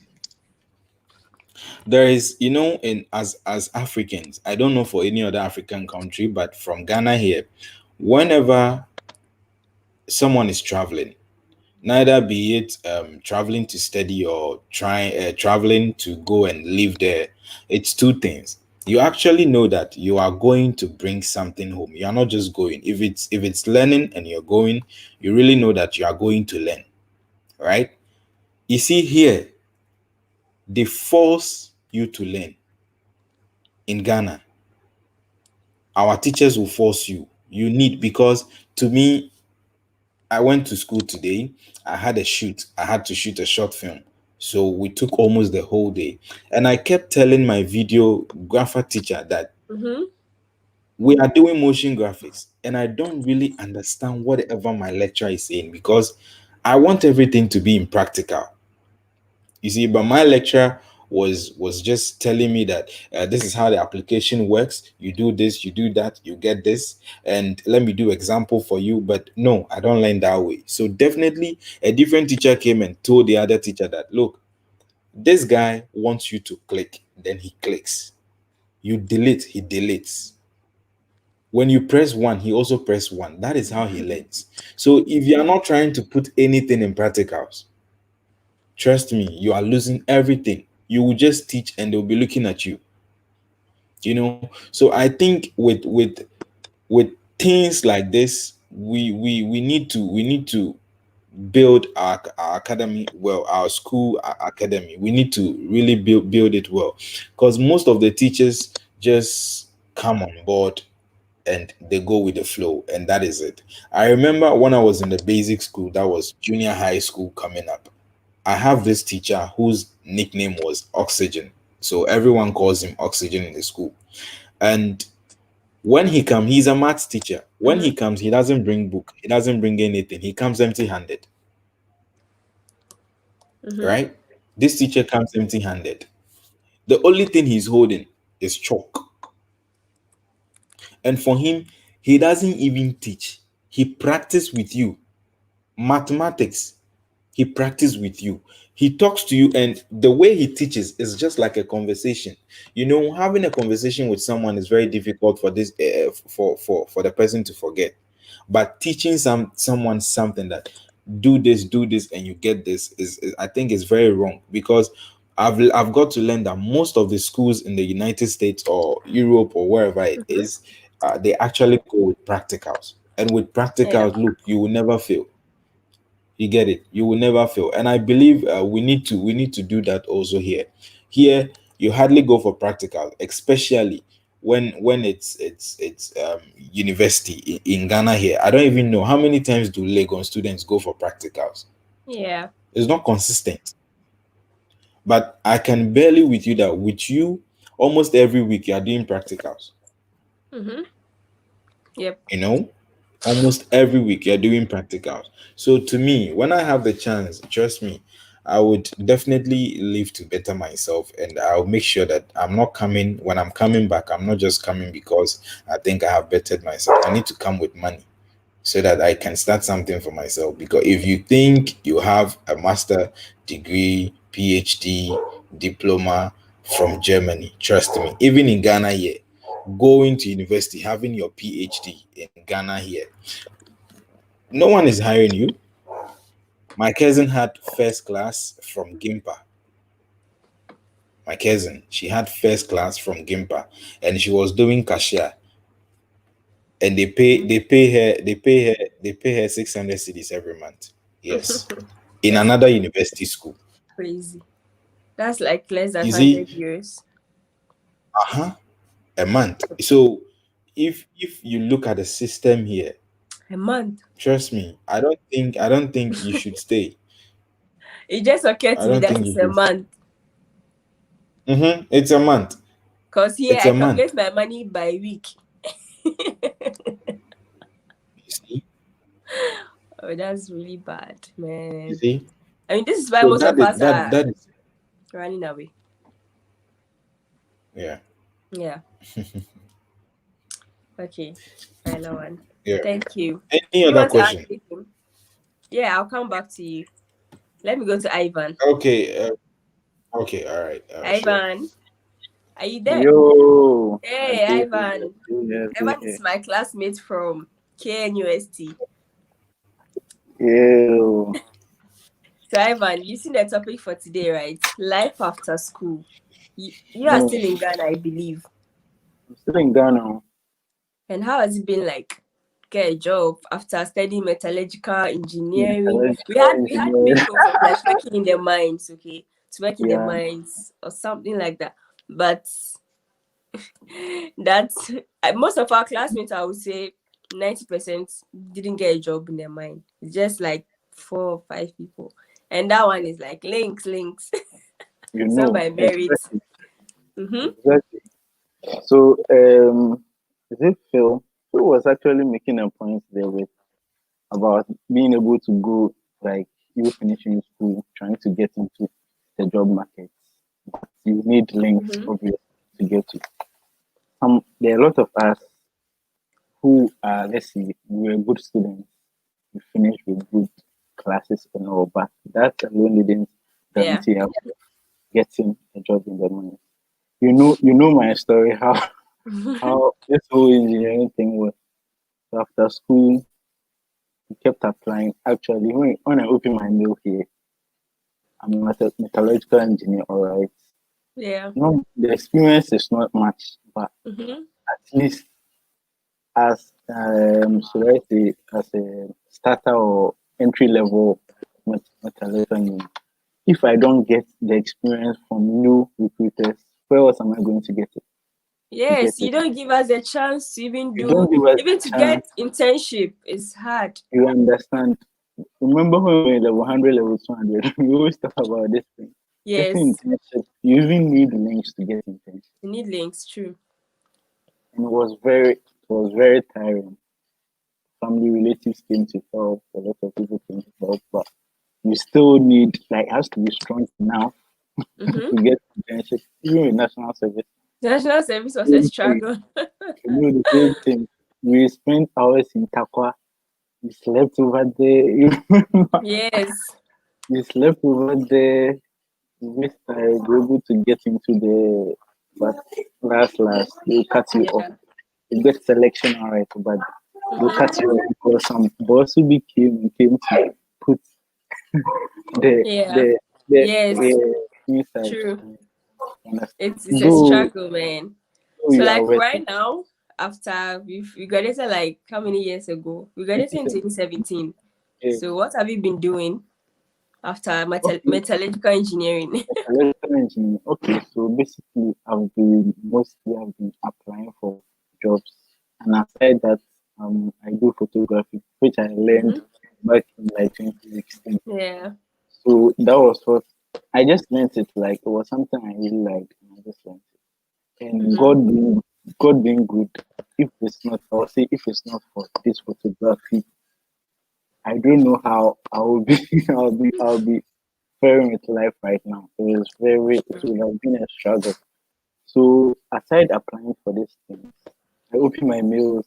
I get mails from recruiters like, "Oh, you are not your job qualifications don't match this Yeah. job." That's what they're always saying. I open my Mm-hmm. mails, see full list. They are always saying the same thing.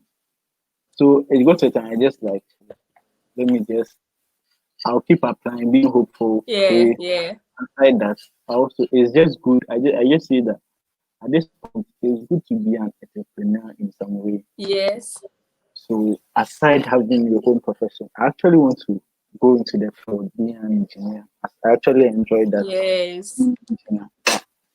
Being an engineer, you have to also get something that will support you Yep. because at the long run, you are working for someone and you can get laid off anytime. Mm-hmm. Yep. Like this corona, when this corona came, they laid off a lot of people. Mm-hmm. So at that point, where do you stand? So I have just been building my craft as a photographer, but still Mm-hmm. applying. Got to a time I also tried um getting some Yeah. scholarship. That's my main purpose. Hopefully, yeah. To get a scholarship because the the fees over there, Charlie, if you compare, Yes, it's crazy. they just can't handle. Remember when we went to Germany, I was even always on you that Charlie, how far the Yeah. Germany, what's up, yeah. Yeah. Yeah. So that's basically it. It's been very difficult as Yeah. a country So I being mean, like, as a student in the uni, I think we shouldn't only focus on like what we are studying. Let's look okay, outside the box, okay?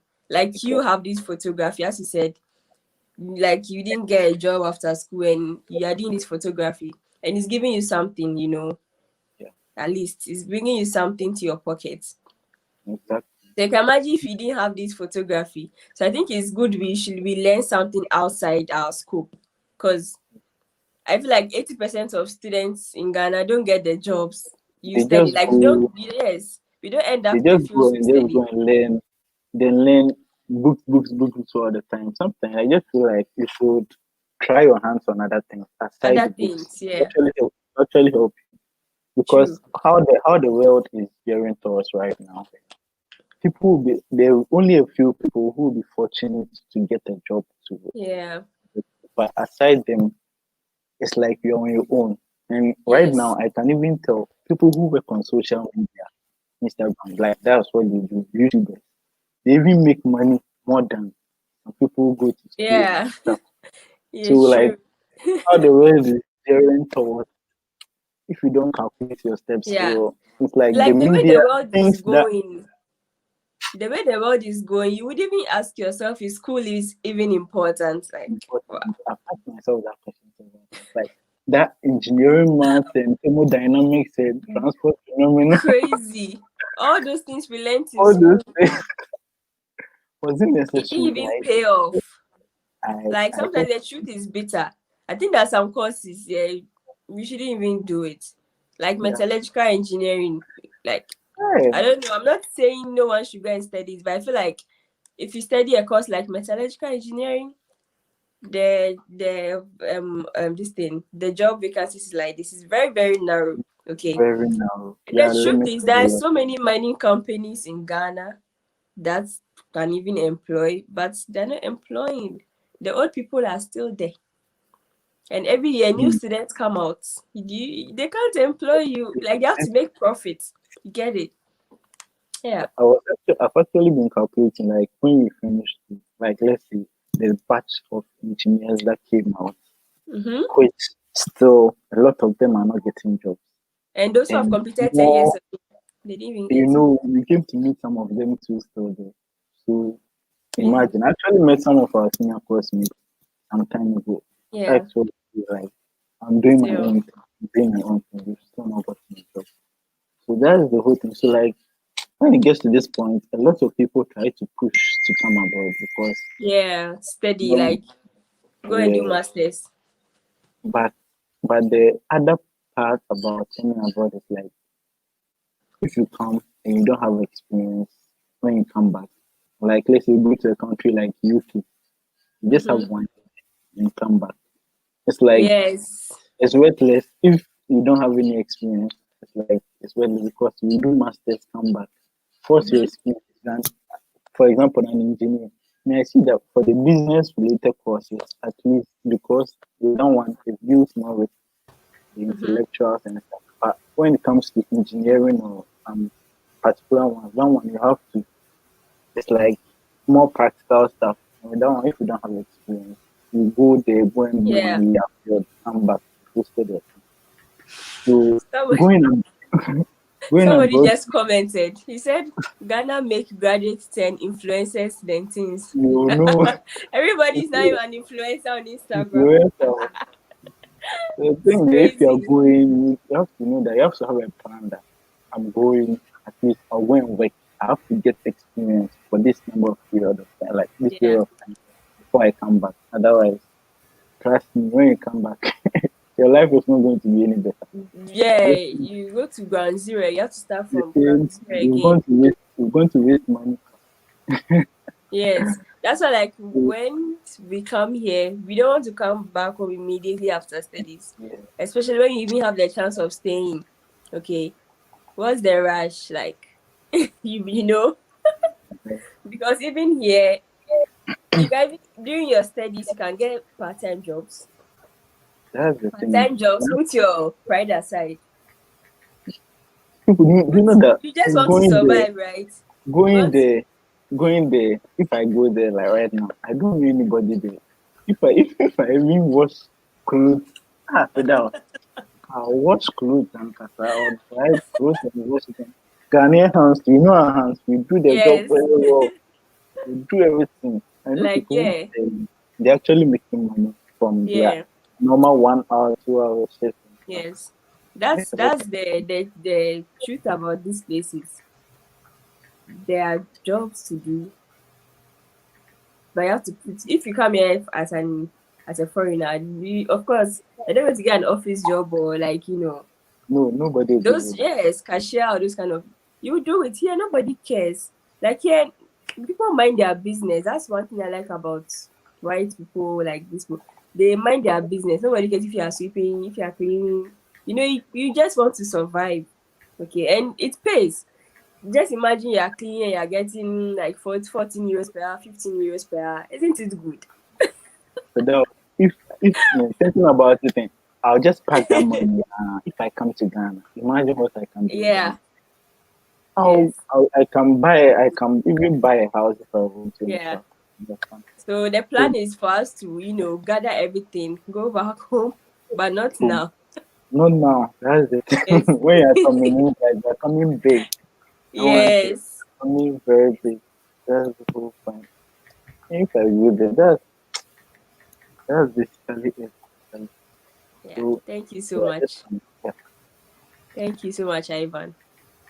Vincent. Yes. You're welcome Can to I the live talk? stream. Yeah. Can you hear me? Yeah. You have to Okay. introduce yourself. My name is Vincent Kazo. I what else am I supposed to say? A student of material science. Okay, master student material science in here in Germany, Kiel. Okay, I think that's So okay. yeah. So the topic for today, life after school in the diaspora. Right now you are still studying. What are your expectations after school? Do you want to go back to where are you from? Like which country are you from? Are you laughing? Where are you from? All right, so I'm from Nigeria. I'm from Nigeria, so I'm here in Germany, Okay. doing my master's program. So about life after school, Mhm. after But let me being cut you first. Yeah, sorry. Let me yeah, ask you this: what was right now you're doing your masters? So what was yeah, life like back in Nigeria after your bachelor's? Were you working before coming to Germany? me of Or were you course, yeah, unemployed? I wasn't unemployed. No, I wasn't. So after my graduation from university, normal in Nigeria, you have a 1 year compulsory service first, Mm-hmm. which most of us actually don't even understand the reason why you have to do that. I mean, why it has to be compulsory. So you have the 1 year service, and during the 1 year service, of course, the 1 year service has some benefits for some people, and Mm-hmm. for others, it doesn't have. Because some people got the place they are working currently from the 1 year service, because sometimes they post you actually to places that you might actually eventually be retained after your service. Okay. Why some people also are not favored by that decision too. Some people end up teaching in schools in very remote villages, and after the whole thing, the whole struggle from the process, you have to come out and start looking for job. So for my own case, what I was done with the when I was done with the So service, like like did you get a job after school? not until 1 year after my national service. So Okay. yes, I think a year after maybe some months after maybe 8 months after my national Was service, it it a was a good job? struggle. Was it a good job? My first job was terrible, actually. It was Okay. just not a good job. It was just something to start up with. Like it was just anything. Because at the time, I think I was a bit not desperate, but yeah, a bit of desperation and a bit of wanting what's best for me. Mm-hmm. So I got a job, but it was really, really a low pay, very low pay. I mean, that pay is just like I'm not going to mention the figures, but it was really, really, really, really low. But the good thing is, I got the job. I was not interested so much about the pay because I felt the industrial experience was worth it, even though I was going to earn a little. So I had to just take the job. And also, while I started, I worked there for like 1 year. So after working there for 1 year, I was seriously applying for engineering jobs and jobs that were not engineering jobs, just to make sure that I actually get something good. And after that, I was able to get some other job offers. But interestingly, I got this job offer that was way, way better. Like it was really, really better from the previous job I had. So now, see, the dynamic was I got this job, like it was more like more experience for me, probably almost a year experience. But the 1 year experience helps me to get the other job I got, because Okay. when I was went for the interview for the next job, they asked, so have you been working? And I said yes. Yeah, the normal What did questions. you what were you doing? And so I explained. The guy now told me, okay, can you just tell me what you were doing, what you know? I told, of course, then I was a laboratory analyst. It really was a shitty job, but it just depends on how sometimes someone asks you, what are you doing as a laboratory analyst? Some people will have a very weird way of explaining why some could be able to explain it properly. So Mm-hmm. I think I had to package myself well enough to get that job with some multinational there in Nigeria. And yeah, that was the job I had long, over 5 years before I decided to come do my master's. Okay, so that job was a good paying job. Yes, Was relatively, so yes. why would you leave and come to for Uh, masters? Okay, so why I would have left and come? Okay, see the thing. The truth is, the jobs in Nigeria really. First of all, my workplace, it wasn't seeming like I was growing as much because it was really not so easy for me to combine work and Mm-hmm. maybe schooling at the time Mm-hmm. because of the kind of nature of my job and the school I would have wanted to do my probably my second degree was a bit distant from where I was. So it would have been difficult, having to work out my working and also schooling. So that was part of Mm-hmm. it. And I guess I wasn't growing Mm-hmm. and just I had to project myself and say, okay, where am I gonna be? I mean, I had to look at people that have been there before I was. So what is it going to be like in next 3 years? What's it going to be like next 4 years? Will my career shift? Will I have a different? Am I going to have a different? What do you call it? Am I going to have a? Um, some guys are sending message. Oh, okay. Yeah, So you can go on. yeah, am I going to have a different career? What would I do? This can't be all I will do for the next 5, 10 years. Would I grow? So obviously, that was the things that was coming to my mind. Plus, I was really bothered about job security. I mean, when time comes, and someone comes to meet you and be like, "Hey, nigga, you're going to be leaving," because at the time, the economy in Nigeria, in Africa, actually, in general, it wasn't one of the best of it. Of course, the business owners, the entrepreneurs, they were all suffering and facing a lot. So I mean, if the economy is really matching on them, so the people that are still going to be a particular rate would have been the field officers, obviously. So the job security eventually was not there. So no matter how much you're earning, there's still a very big chance that someone can come tomorrow and tell you, nigga, we don't need your services anymore. Yeah. First of all, of course, you have to make yourself very valuable for every company you have, and also so that for in cases and periods like that you actually be exempted. But then again, I feel it was necessary for me to also have the security about the job at least for a while and also study. Okay. Yeah. So That's basically why you that was came to Germany. yes. Oh, okay. So right now in Germany, you are studying. So what's your expectation after your masters? What's your expectation after school?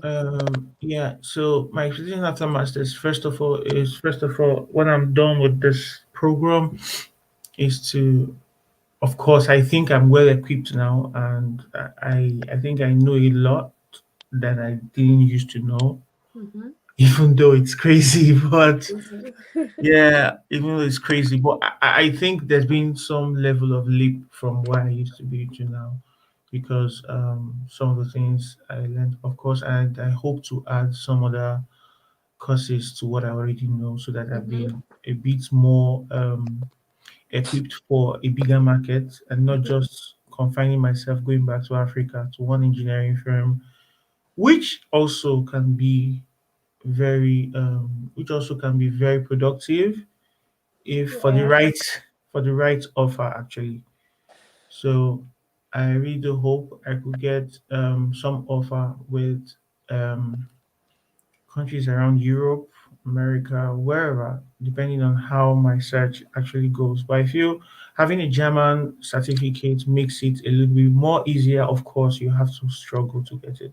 Mm-hmm. So having a certificate from this make it a little bit more easier. And yeah, so I really do hope that Mm-hmm. I could get something within this sphere and a very good offer from back home would make sense too for me. Yeah, it's good. Like we have to, even though we are studying in Germany, we just don't have to look at the opportunities here in Germany. We should also look outside. Yeah, Even of Michael course, said of that course. earlier. He wants to do PhD, and he's also looking forward to get Uh, offers from outside Germany, which I think is very good. Hey, Charlie, no PhD again. I'm not studying again, man. I'm Oh, me, I'm, done. I'm not doing PhD. I'm done after masters. I'm done with school. I think the PhD thing. See, there's something about the PhD thing here. The PhD thing is only meant for people that are actually going to be in this school system long enough. Probably you have to do your postdoc. After you're done postdoc, you now be a professor assistant and all that. Yeah. So, but having to do your PhD in this place really wouldn't, Angela, really wouldn't guarantee you a job in the industry, Mm-hmm. basically. So, Are you of sure? course, yeah, I really do think yes, that it won't guarantee you a lot of jobs in the industry. PhD are basically for people. Michael is smiling. Michael. I don't know, but I think from my own point of view, this is what I think. It might be a bit difficult for Mm-hmm. me as an employee to want to take a PhD person than a master's graduate. I don't know. I Yeah, think it would true. be easier But I for feel me like some to. companies also need researchers. Like the reason why universities in Germany are so advanced because like these industries, the professors they work with the industries like when it comes to projects and stuff. So like they also invest in the university. Even though our professors are like academia, they're also practically inclined. You get it? Oh yeah, yeah. Yeah. So Michael, do you have anything to say like if you go for PhD, what are your chances in getting a job in the industry after PhD? Like, you think your chances are high after a PhD?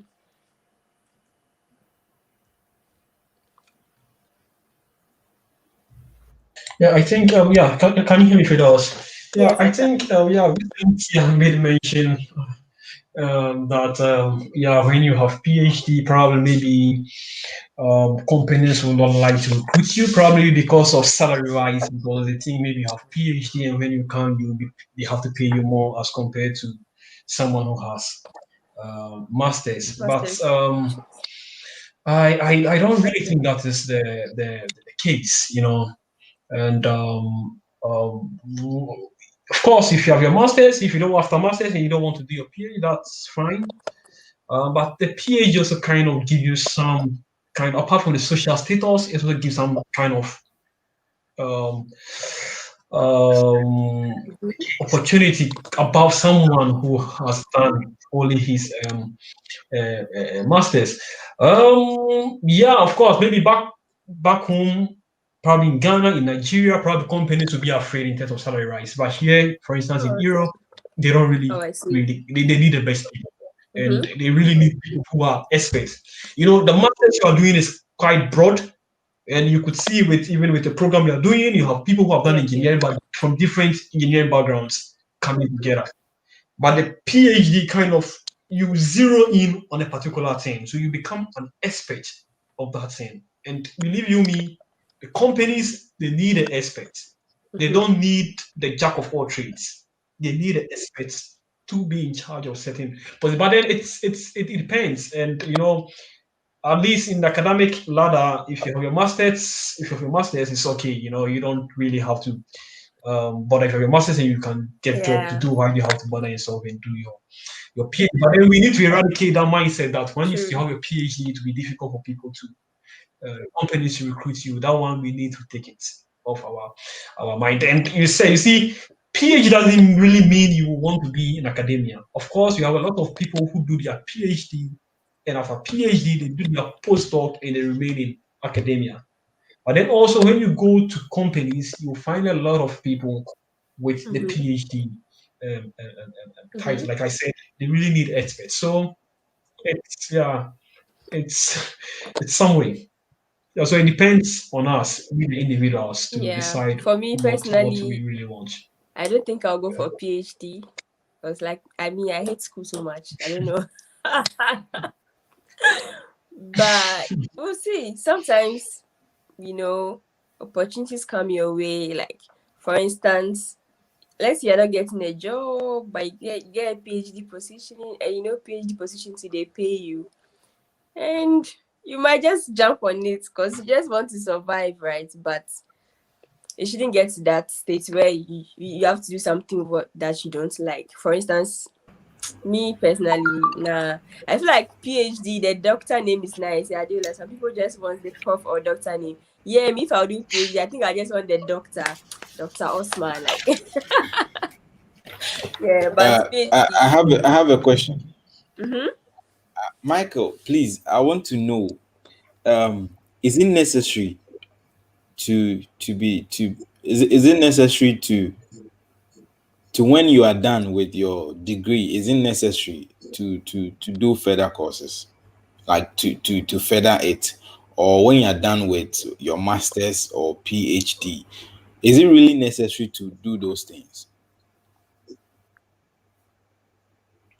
To do And all those I things, want as to in ask, for instance, you are done with I your masters, isn't it to do? imagine I'm done with degree and I want to do my masters. Is it necessary to do the masters? Yeah, it's very important. Yeah, because as you climb up the ladder, the more you become the more you become an expert in your field of study. And so the kind of knowledge you acquire in masters is different, totally different from bachelors. And that is why even in the job field, the kind of Mm-hmm. rank, there's kind of hierarchy.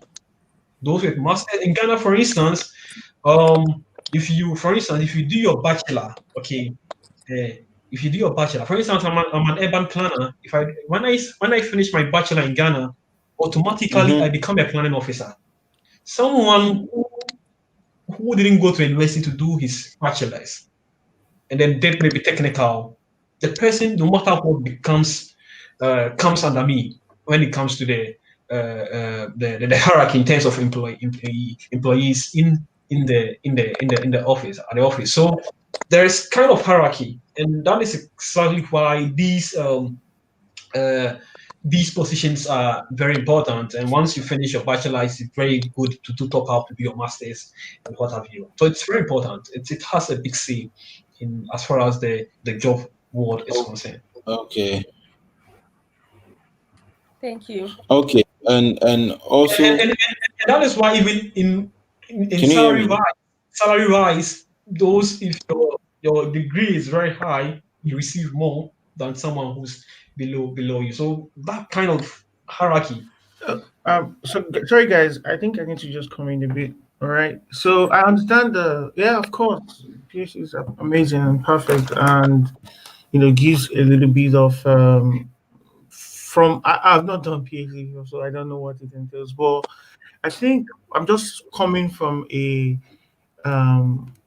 layman point of view, right? If someone has a PhD and the person is coming to the industry, to be honest, I really would expect you to know so much about my product. The essence of you coming to, maybe let me just use an industry because that's where I'm familiar with. So the essence of you coming into my company is to bring in ideas that would switch my business, because the whole point of it is to make profit.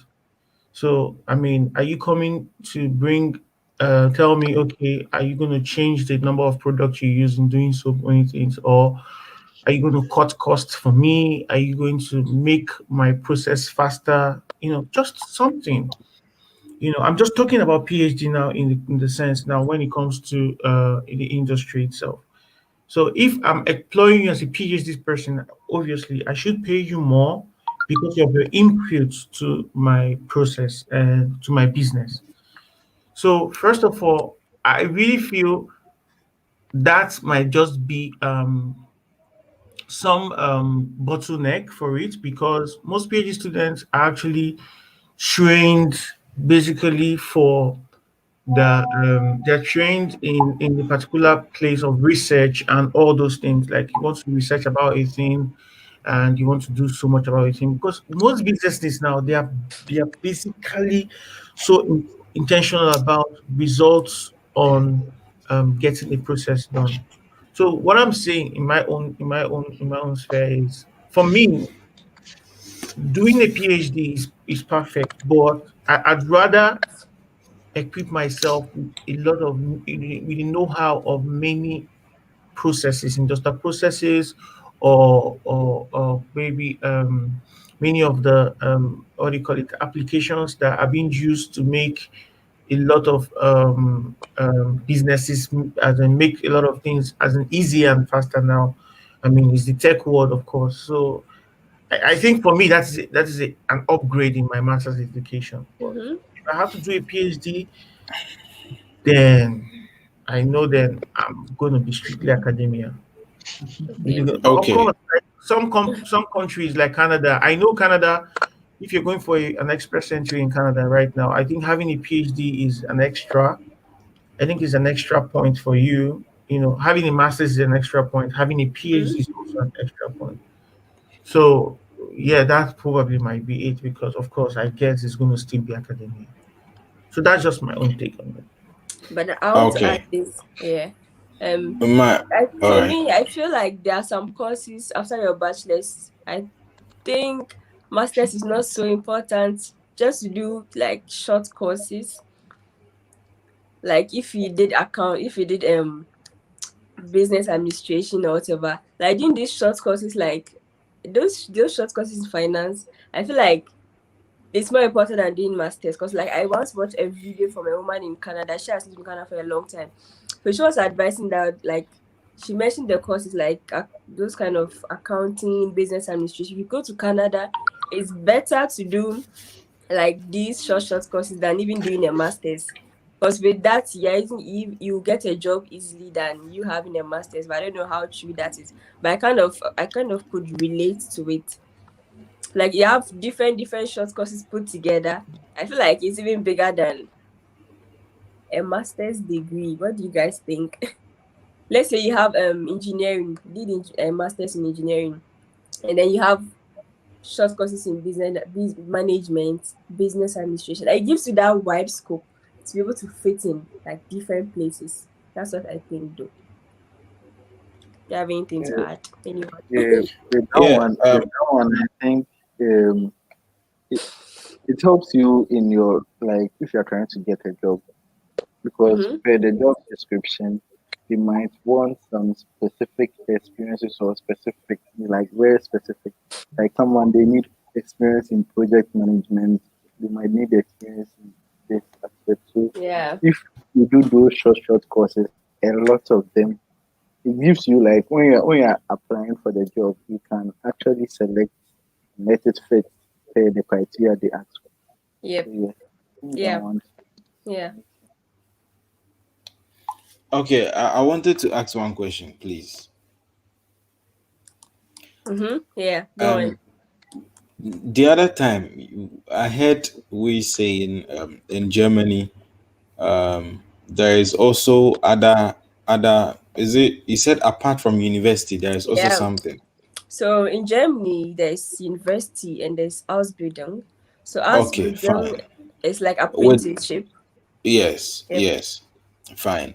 With someone who never went to hospital or whatever, I'm not getting the word well, but Yeah. So that's your apprenticeship. Like a more of like hmm, a technical, yeah, more sure. practical. Yeah. Someone who never went to a school like that, but you have a PhD in whatever you studied in the university, right? And I have the head. I Mm-hmm. have the head. Now, when we go for interviews, normally I was Wait, asking you whether if have the wait. You're comparing The, yourself with a PhD, someone who has a PhD, exactly. and then you did Ausbildung. I didn't. Okay, like just your last stage was high school. Definitely. Let's Okay. put it that way, right? Okay. Now, we the person who didn't go to high school really knows the job, right? Really knows the job. And you were saying that uh, we get paid according to our position, our ranks. Mm-hmm. So, is there any way which I would ask that can someone who never have any kind of certificate Mm-hmm. in Europe acquire a position which you with a certificate is supposed to be there? Is that possible? No, I feel like yes, just like in Ghana, right? Let me give you an example. We have worked in a Okay. mining company. Yeah, we have these men on the field, and we have Hmm. the engineers, and you have the machine operators. Let me tell you, the machine operators. Some of these they've never even been to high school. They know the technicalities of the job, right? But they don't know the Yeah. parameters. Like, do you get it? They know that you have to do this and the machine will be good, but they don't know what's like the science behind it. Okay. Mm-hmm. So like they can't do their job alone. They need those who have gone to school to implement it better. So those Mm-hmm. people even make noise that they didn't go to school but they know better. Lies. They don't know shit. Because I work with these people, and the funny thing is, in the mind you have to take samples, right? The way Yeah. they even take the samples, when you go to school, you even learn how to take samples in a lab. These people, they don't care about errors, error margin. They don't know all these things, but they know how to do their job, but not in the right way. So I feel like that's Great. why even companies will not even rank somebody who doesn't even have a degree over someone who has a degree. Let me tell you, some people have degrees, like some people have degrees, they know the science behind it, but they are not really practically good on the field. But they can tell you why this is happening, why that is happening. That's why you need like people on the field as well. That I think this is when PhD people would actually come in. Because back in Goldfields where I worked, there was a PhD, someone, a man, he has a PhD, this thing. He came with PhD, they employed him with PhD. So his was just research, okay? Maybe why Yeah. this chemical is reacting this way, or why he's not the one going to, let's say, put the chemicals in the tank or whatever. He has done his research. This is the result. This is what you have to do. And a lot of people in their mind were saying that this man is not doing anything. He's just chopping their money. But they don't know what's going behind. They don't know what this man has done. And when I look at the So man's report, it's like the kind they of want work to he has. see him.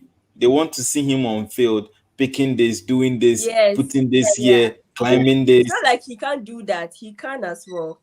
But his is to do the research and give you the analysis. This is what you have to do to get this. You Exactly. see, do you understand me? I understand. Yeah. I really get that. But also I feel like, yeah, like But don't Safo you think there is Kantanka. still Do there you is know still this man, someone? Safo Don't you Kantanka? He makes think cars. there is still someone somewhere Mm-hmm. that can do exactly what this PhD man is doing, but has never been to school? Yeah, true. True. Those people are gifted. How many are they? So that is why, So and that's well, it. They are not a lot too. They won't be a lot. Yes. Just a few. Someone is definitely, Let yes. me tell As you your brother is something. saying, Let me they are tell not a you, lot, and people like that, Albert. I think they are on their own. Mm-hmm. Sorry, you're coming. So let me tell you something. Albert Einstein, Isaac Newton, those people were Yeah. gifted, but they learned as well.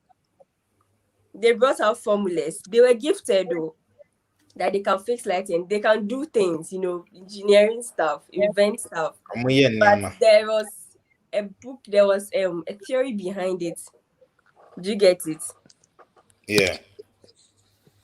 Even those gifted people, they even like there's a kind of education behind it. Either they learn it themselves or they learn it from school. And also this man, Safo Kantanka, I don't know how he manufactures his car, seriously. Like, Well, for him, he says that because he hasn't when been he to wants school to do that much. something, he just sleeps, wake up, and start doing it. That's what he said.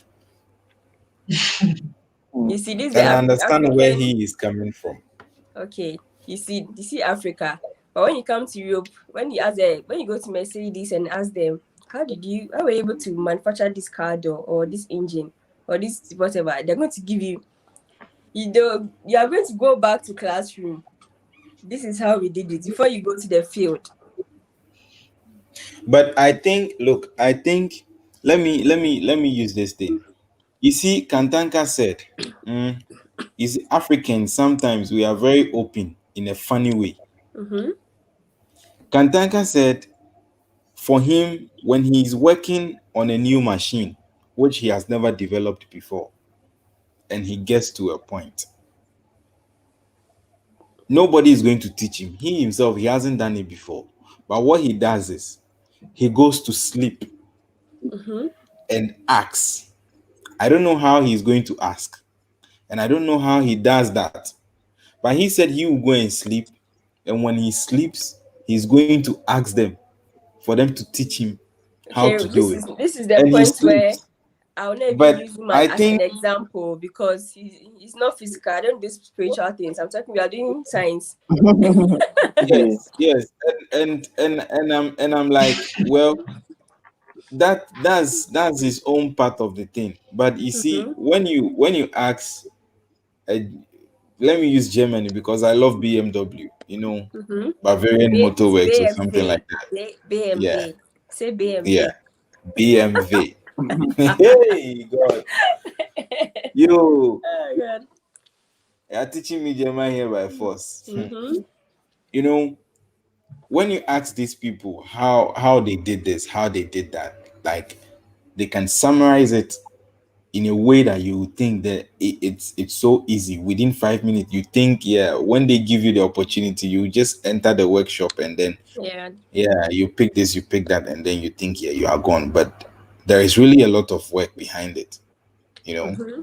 And just like what the whites are doing, when they are doing something and they don't really understand or they just get out of focus, they call it is it ideas something what blockage or whatever. They are they meaningful. really they really go back to sit down, Mm-hmm. refresh their mind, leave whatever they were doing, and then come back later to assess it, and then it keeps going. For me, I think that's how it works for them, because I've seen a documentary whereby they were designing the Palm Tower of Singapore, and it was just a tree that grew together, three trees that grew together, and then the heads became one, and it was a building. Now it was manufactured by just one old man like that, and he said when he was manufacturing the thing, he got to a point and realized that no, it would definitely break down. So they had to do something. He had to do something about it. Sorry, I think I'm off here. Yeah. Can you Can hear hear me? you. Can Yeah, you we hear can me? hear you. Oh, okay. So he said he needs to just have some time for himself for like almost a month to refresh and get back to where he started. So he got to the middle of the job. And now later, because he didn't know how to continue, he had to go back from the scratch and know what the problem is before he could continue. Mm-hmm. But in my country, it's not like that. We will sleep and then when we wake up, things will be perfect. That's because we are too religious. I saw a post where someone said when Africans travel to Europe, they tend to pray Yeah. less because most of their prayers are already have been. They feel like because Yeah, it things has are so working here, most of the prayers going they there, feel like most of the prayers are answered. There's medicine, there's water, You good see, healthcare, jobs. it's So going there they has tend it's to brought just pray them. that less. They've gone it's to the system paradise. that is working. Yes, You see, true. look, let me tell you something. The very first time I left Kotoka, eh, I wasn't surprised. I wasn't surprised. But the moment I landed not even landed, when the plane was even about to land, when I looked down, hey, I was so ashamed. Do you know why? Because I was with Lebanese, I was with the Chinese and the Malaysians, and I think three Australian people around my seat. And I flew with them from Ghana. We took the same plane during transit. And I was like, damn, these people know that we all took the same plane together. We are all coming from the same. Our first Yeah. destination was Ghana. And the way they were looking at me, I felt guilty. And I know that they will be saying in their mind that look at you. You think your country is something, it was very poor and it was sad. Like you get disgraced, you Mm-hmm. feel guilty. So I think we really need to do something. We really need to work. Me, I always say that whatever you learn today, don't see it as you're going to use it to get a big job and then you put the money in your pocket. No, you need to where you have gotten to, because no one, it's not everybody that has the opportunity to do masters or PhD or something like that.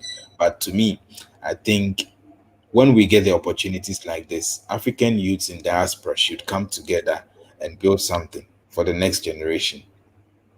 Yeah, Hopefully, definitely. we hope that will come to pass. Sure, exactly. Exactly. Because I can see a lot of diplomats on this screen. those learning the languages, challenge better. Yeah, it's in a language is hard. Yeah. I be cramming Sianwe. Yeah. Yeah. So Yasmin is trying to join, but I don't know how you're trying to join, but it seems like I can't even add you. I think you should try and join again. I don't know what's wrong. Yeah, let me see. Vincent. Oh.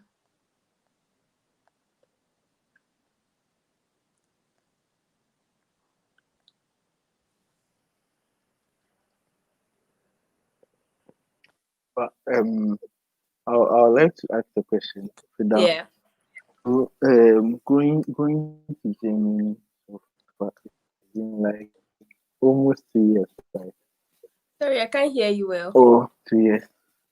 Well, I said so. I want to ask a question. So, like going to Yeah. Germany, it's Yeah. been like about 2 years, right?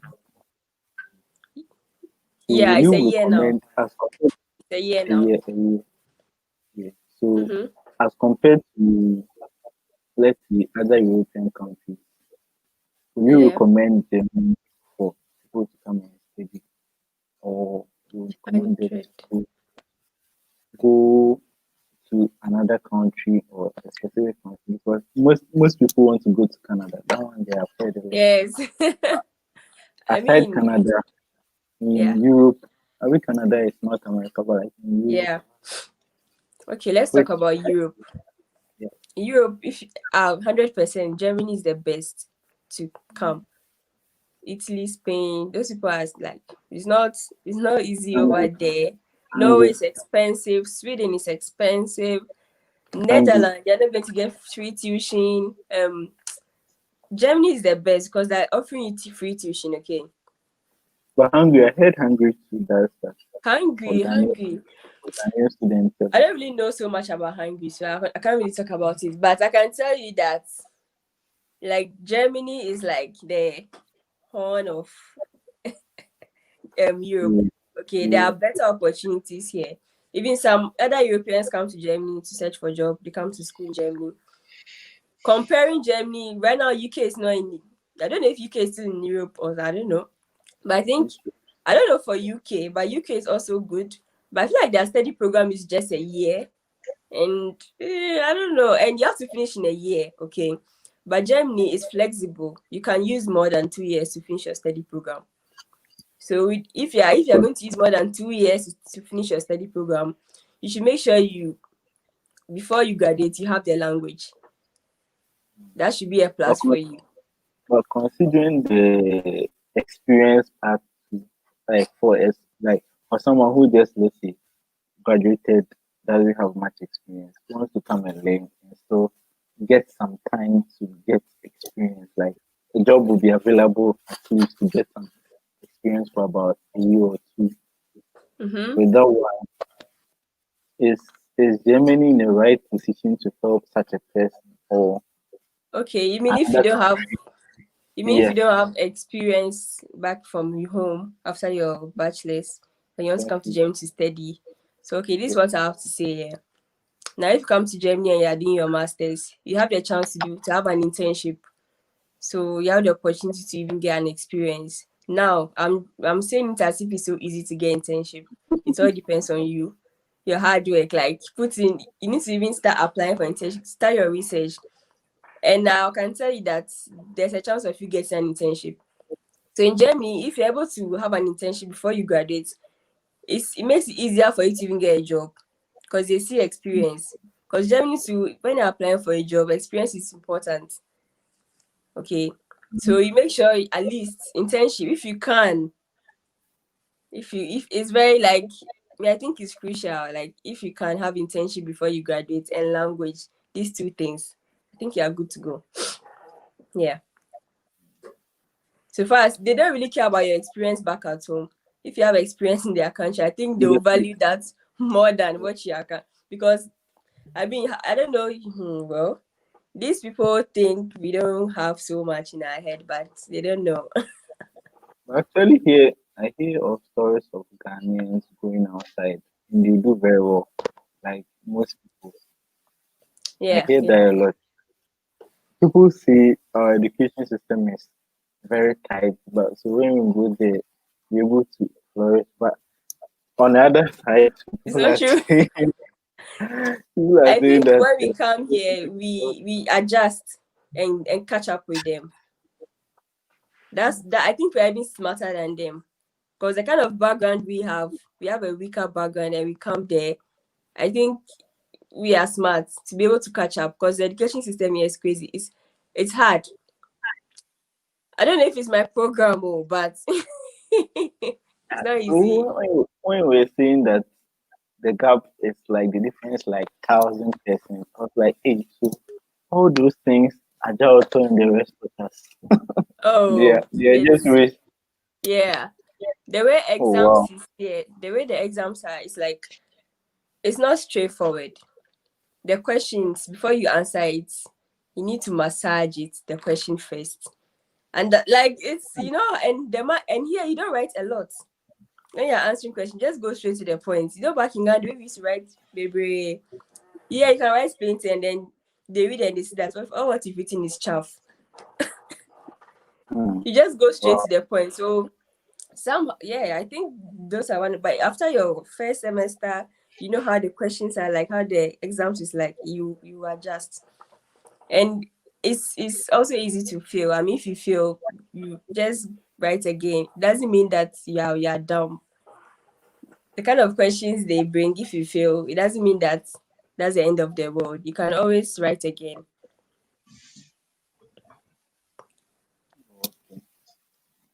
Or Michael, you can add up to what the question Ivan asked. Yeah, hello, Finos. Yep. Yeah, the question Ivan asked. Yeah. Yeah, for me, I think, yeah, of course, those of us that come here, we face a lot of challenges, seriously speaking. It's not easy. But as you rightly said, that shows how smart we are, though we come from not too strong background. But when we come here, we are able to adjust and then adapt to the system, and then we are able to follow suit. And even at the end, we even end up getting good grades or excellent grades. Yeah. And that really shows how good we are. If we had the same platform as they had from the beginning, we would have done marvelous things. So yeah, in a way, our educational system really affect us. It really affects us when we come here. It's not easy. Seriously speaking, Yeah. if you don't For take me, care of I can see how it's counseling, struggled. yeah. You don't get some serious counseling. You might even want to give up. Seriously Yes. speaking, it's not. It's really tough for us. Yeah. So yeah, but at the end, most of us, that shows how strong we are. We are able to face the challenge boldly, and then we are able to overcome it Yeah. and graduate with better grades. Yeah. Like Yeah. And then with what I think Ivan asked of other European countries as to whether they are better off than Germany if you want to come to Europe to study. I think when Fedor said 100%, and I agree with Fedor's 100%. Because, for instance, Germany, outside you being a student, they give you the opportunity for you to also even work, you know, to get some money to fend for yourself. But in other places, if you go there as a student, you don't have that opportunity.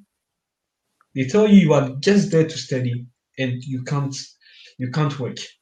You see, and so at the end of it all, even if you have scholarship, by the time you finish, you've used all the scholarship money to pay your rent, your insurance, blah blah blah, and so you go back to Ghana like empty-handed. But you see, here in Germany, at least you're able to work as a student, and the system is quite flexible. And so even at the end, if you finish and you decide to go to Ghana, you have something. yeah. You have something. You have something. So I have friends in Netherlands and other places, and seriously speaking, Yeah. uh, they feel a bit stranded. Though they have scholarship, but the moment you get it, it goes into rent, Right. insurance. So you realize that you finish the school 1 year, 2 years, and then you have nothing to show. Mm-hmm. Only your certificate. You have to go back to Ghana and then go and look for a job empty-handed. So looking at that, and looking at the kind of leeway we have here in Germany and the quality of education we have is the best. Mm-hmm. Is the best in Yeah. Europe. Even though German education system is tough compared to Yeah. US or the UK, Germans, they are difficult people. The education here is more theory, more practical. Like it's crazy. Yeah. Yeah, even It's here in Cyprus. So yeah. Ivan, yeah, I Hello. think Germany is the best. Mm-hmm. Yeah, and because I have a friend in Spain, he's doing his masters, and one time he called me and he said, "Fidaus, I'm bleeding." I'm like, "What's up?" He said, "I'm bleeding. Oh, there are no jobs, Yeah. and Seriously. even to get the per rate is so low Oh yeah. in Italy, Spain. Going to study at those places right now, the economy is not so good. Of course. I would not Of course. advise if you want to Yeah. come study in Europe. I think Germany is one of the best I places. had a friend in Netherlands, and he was like, Michael, this summer vacation, I have to come to Germany and come and work. Yeah. No, he's in Netherlands. He's getting scholarship, but then he realized that it's kind of not enough, Yeah. Because when you get the money, it goes into something. So it's like, though you are okay, you're able to pay your rent, but then deep within you have nothing, you know. And he wanted to come here to go. He says they told him he can't work. You can't work, and in most of the European countries, you go there with a student status. That is it. You can't work. But here, I know people who have. It's not easy, of course. It's not easy. But I know people who have also. They are students. They are working. They've bought land. They've built. They are doing projects in Ghana. That one I know for Yeah. sure. I know for sure. It's not easy here, It's not but easy. they've That one worked. is there. They are schooling. They have projects in Ghana. So that's what I would say. Yeah. I think in Europe, Germany is the best. Then UK, yeah. I don't know, but yeah. I think I'll prefer Germany to UK. Yeah. UK I is don't tough. know. Yeah? Okay, Yasmin is here. Yasmin, please introduce yourself. Yeah, I'm Yasmin Mm-hmm. Osman, and I'm a student in Cyprus, Okay. studying Navy. Okay. So how is it like studying in Cyprus? Yeah, as you guys are saying, it's very difficult. Like, in Ghana, more of the books, theories, but here is more of practical. So, like, we are managing to cope. So, we are coping. And then, okay, so how is are students allowed to work in Cyprus? Yeah, I can work here. Okay, so are jobs available? Yeah, if you search, you can find job. But if you search, ideally, the job won't find you, so you have to go find a job. Exactly. Okay. So Cyprus, I know there's North Cyprus and South. Yeah, North. there's North Cyprus. Like their thing is kind of confusing here. Is there's Yeah. North and there's South. So the North is kind of part of Turkey and the Turkey or something like that, and then the South is part of Greece or something like that. So it's kind of crazy. Oh, And okay. So the South is like part of Europe.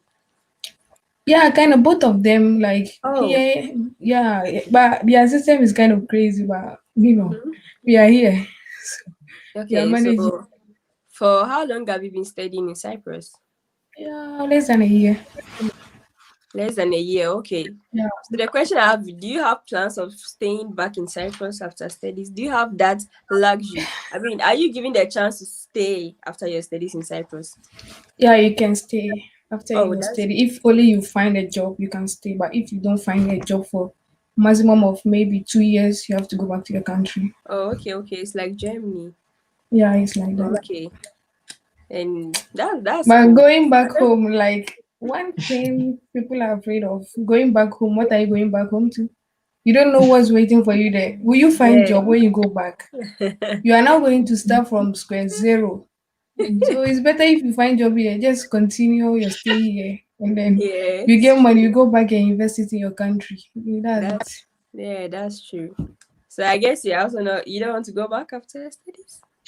If it was that day, if you saw you did, Charlie. So in Cyprus, you have a lot of people speak English. Yeah, the African students, most of them speak English here, but it's not English speaking country. You are also struggling as you guys are struggling in Germany. Yeah. So yeah, that's it. What language do they speak? They speak Greek here, they speak Turkish here, Oh, Russian. Yeah, they speak wow. Russian too here. Oh, okay. I really don't know much about Cyprus, but I know there are lots of African students in Yeah, Cyprus. a lot of them. A Like lot. I would say this island is full of African students. Oh, okay. So nice. Yeah. Thank you so much. Oh, you have anything to add? No, really, I'm enjoying the Yeah, conversation. here. So Yeah, here. Okay. yeah, I think Chrissy Platt was here if he can join again because he did internship in Germany and I'll be very happy. I'll be very happy if he comes back. If he comes so back how then. is it in Germany, like student life, those kind of things? Yeah. Michael, will you answer? I'll be there, you be there. Yeah, the senior man. Oga, Student life in Germany. Oh, student life in Germany, I would say basically it depends on the state you find yourself in. You know, when you come to Germany, both the Mm-hmm. Germany and even the Germans know the eastern part of Germany is always difficult, very hard. There are less job opportunities in those areas, And so if you come to Germany and then you go to something like Thuringen, and you have some town like Weimar, the eastern part of Germany, Dresden, and as a student, as a foreign student, things will be a bit tough for you, seriously speaking. Now, look at Berlin, a lot of job opportunities. Even that, you don't even need to speak German. A lot Yeah. of job opportunities. English, you've got a lot of international companies. A lot. When you come to the western part, so likes of Berlin, Hamburg, Bremen, there are a lot of job opportunities in the western parts of Germany. So normal, that's why it's important that when you are choosing your school, you choose a place that when you go, you'll be able to integrate into the system easily. You Mm-hmm. know.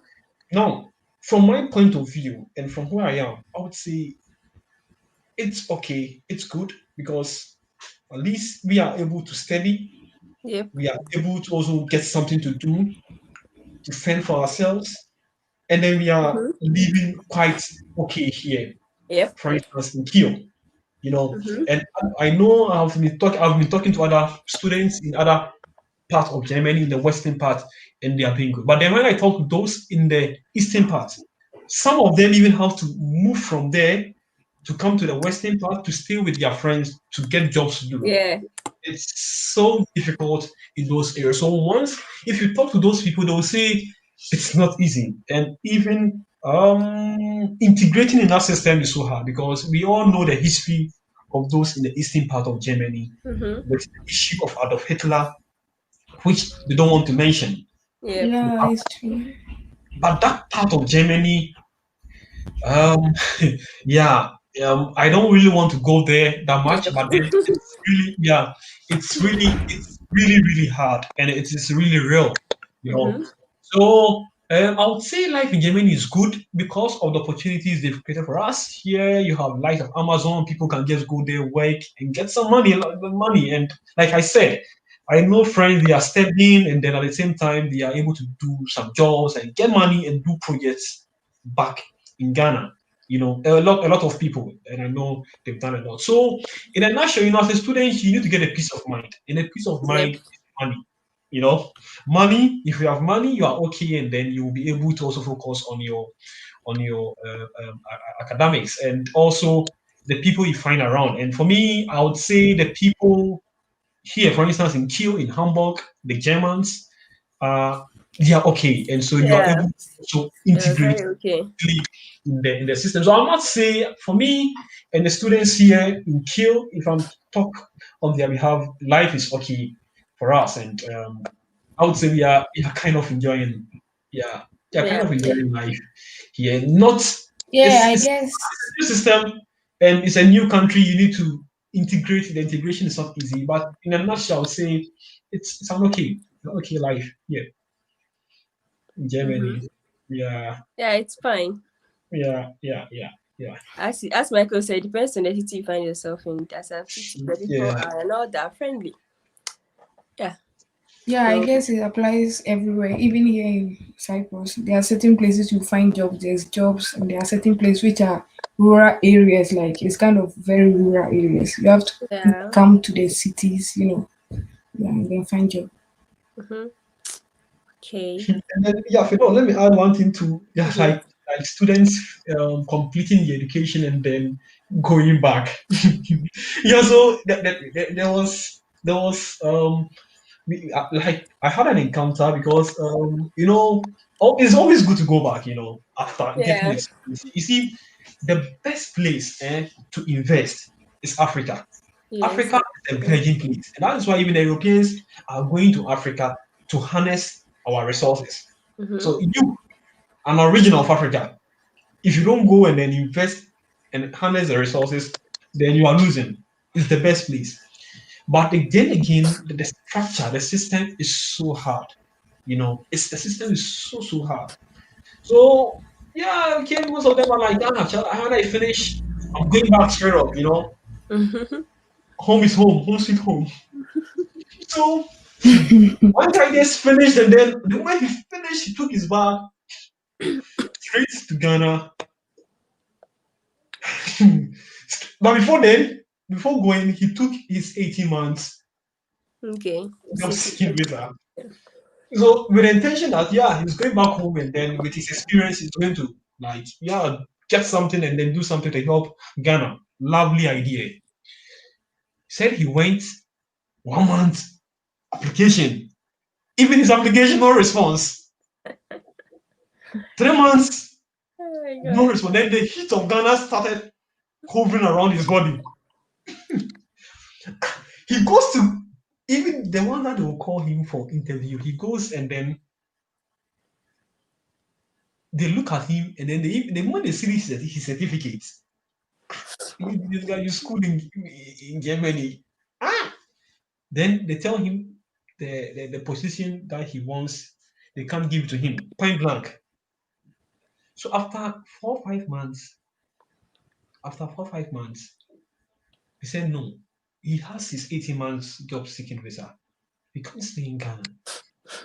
Quickly, no one told him to take his bags to return back to Germany. Germany. When he came back, the moment you mentioned Ghana, he doesn't want to hear about Ghana. You Oh see, god.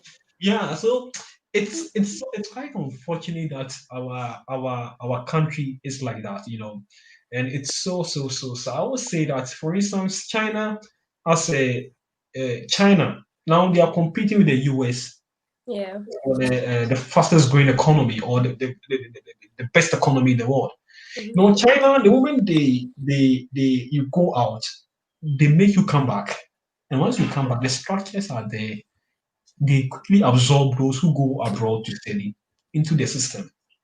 Because once you go abroad to study, you get exposure. And Yeah. then the country really need your expertise Mm-hmm. to help us harness our resources, refine our resources to get us to where Yeah. we want to go. But unfortunately for us, that is not the case. And the system is not creating enough job opportunities for us. The private institutions are not able to expand their businesses because the Mm-hmm. enabling environment is not there. And that is why people, even Ghanaian students, will go to China to study medicine. And then after studying medicine, they don't want to go back to Ghana to go and do medical doctor. Because in China, after they study medicine, they don't even practice as medical doctors. Yeah. They go into schools to teach, but they look at the money they get, and it's like, even if I go to Ghana, what am I going to get as a medical doctor? So I will stay in China and become Mm-hmm. a teacher. So it's always a sad thing, but then that's also the reality, Yeah. and that is why most often people find it so difficult. And even the German government, they know, and that is why they brought this program, the SIM program. I think I made mention of it the last time. Mm-hmm. That they want to help us, those of us in the diaspora, to go back home. So if you have any idea, even if you know about a company, they will help you get a job in the company, and then they will pay you. They will pay you Mm-hmm. money once the company employs you. So and whatever equipment you need to work with, they will provide. And this is something that has been done by the German government to help those of us, those the academicians in the diaspora, especially in Germany, to go back home and then help. Oh, You see, okay. so it's That's quite a good. sad, it's quite a sad thing. But yeah, we just need to be optimistic and hope that the Mm-hmm. system would change. Yeah, Well, hopefully. like I said, The system is not working 24/7. So we are we are suffering here. True. yeah, Hmm. it's yeah, yeah, it's sad. It's sad that that's how our country is. Yeah, too bad. Yeah, it's too bad. It's too bad. So we are all we can't. You see, the thing is, we are all in a dilemma. We are Yeah, all in a true. dilemma. And they say home sweet home, and that is really true. Home sweet home. Mm-hmm. Like I always say that the best place to go and then showcase your skills is Ghana. Here they've already seen everything, Yes. but if you go home, you have a lot to do, and that is where they need our expertise. Mm-hmm. And you see, the sad thing is that we went for a program, a seminar, and we were sharing our stories. Someone has finished his master's, some have finished their PhD, but they are not doing what they are supposed to do, what Yeah. they went to school to do, but they are doing other jobs. But for them, it's okay for them because for them to go back home and then be frustrated by the system, then they will stay here and do what they are doing. They put their Yeah. certificate aside and do what they are doing for six Very years, good. 7 years with their certificate not being put to use. Meanwhile, Ghana needs they need these experts. Yeah. So it's a sad story, and maybe it's something maybe we can discuss it in depth maybe the next time. It's sad. Next time, yeah, true. Okay. Okay, Chrissy, are you there? Chrissy Platt. Yeah, I'm here. Can you hear me? Yeah, I can hear you. Thank you for Sorry, I look a joining. bit tired, so my Yeah. face. I can't even see you. We can't see Yeah, you. I look stressed. Yeah, don't worry, don't worry. Yeah, it's fine. Yeah, good evening, everyone. Good evening. So please introduce yourself. Yeah, I'm Kwesi Boateng. Sorry, Plat is my like nickname. Anyway, so Okay. I'm Kwesi Boateng. I study at the University of Bremen, Germany, and Okay. I'm doing my master's in materials chemistry and mineralogy. And Nice. yeah, currently also wrapping up with my master's. So I'm Mm-hmm. writing on my thesis and working as well as usual for every student. So Yeah. yeah, basically that's it. Okay. That's what I do. So okay, Chrissy, for you, I got to know how like this study in Germany through Chrissy. Like he told me like what to do, how to apply, blah blah blah. Yeah. Yeah. So Chrissy, right now Mhm. you're about to like complete your masters. What's your expectation after school? Yeah, it's a tough time right now. Like, Mm-hmm. uh, I mean, hmm, I've been doing a lot lately because I trying to apply jobs, trying to apply. Recently, I started applying some PhDs, and also I was looking at some options back home because I was the type who always wants to go back sometime, and I don't really consider, waiting 10 years or 5 years. I mean, if I get opportunity, I take it. I'm Mm-hmm. just that guy. Um, so as of now, I don't know yet. But I was listening to Stephanie, and Stephanie said something which I can relate to.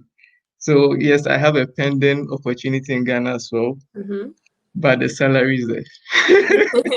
The salary will be the problem because I talked to one company which is doing something I like, but then I still want to see what I get here and later Yeah. I can compare. Yes. True. Because I feel like because it's something I like, I could do it a few years, Mm-hmm. get some experience and maybe start something on my own because this is something I want to do.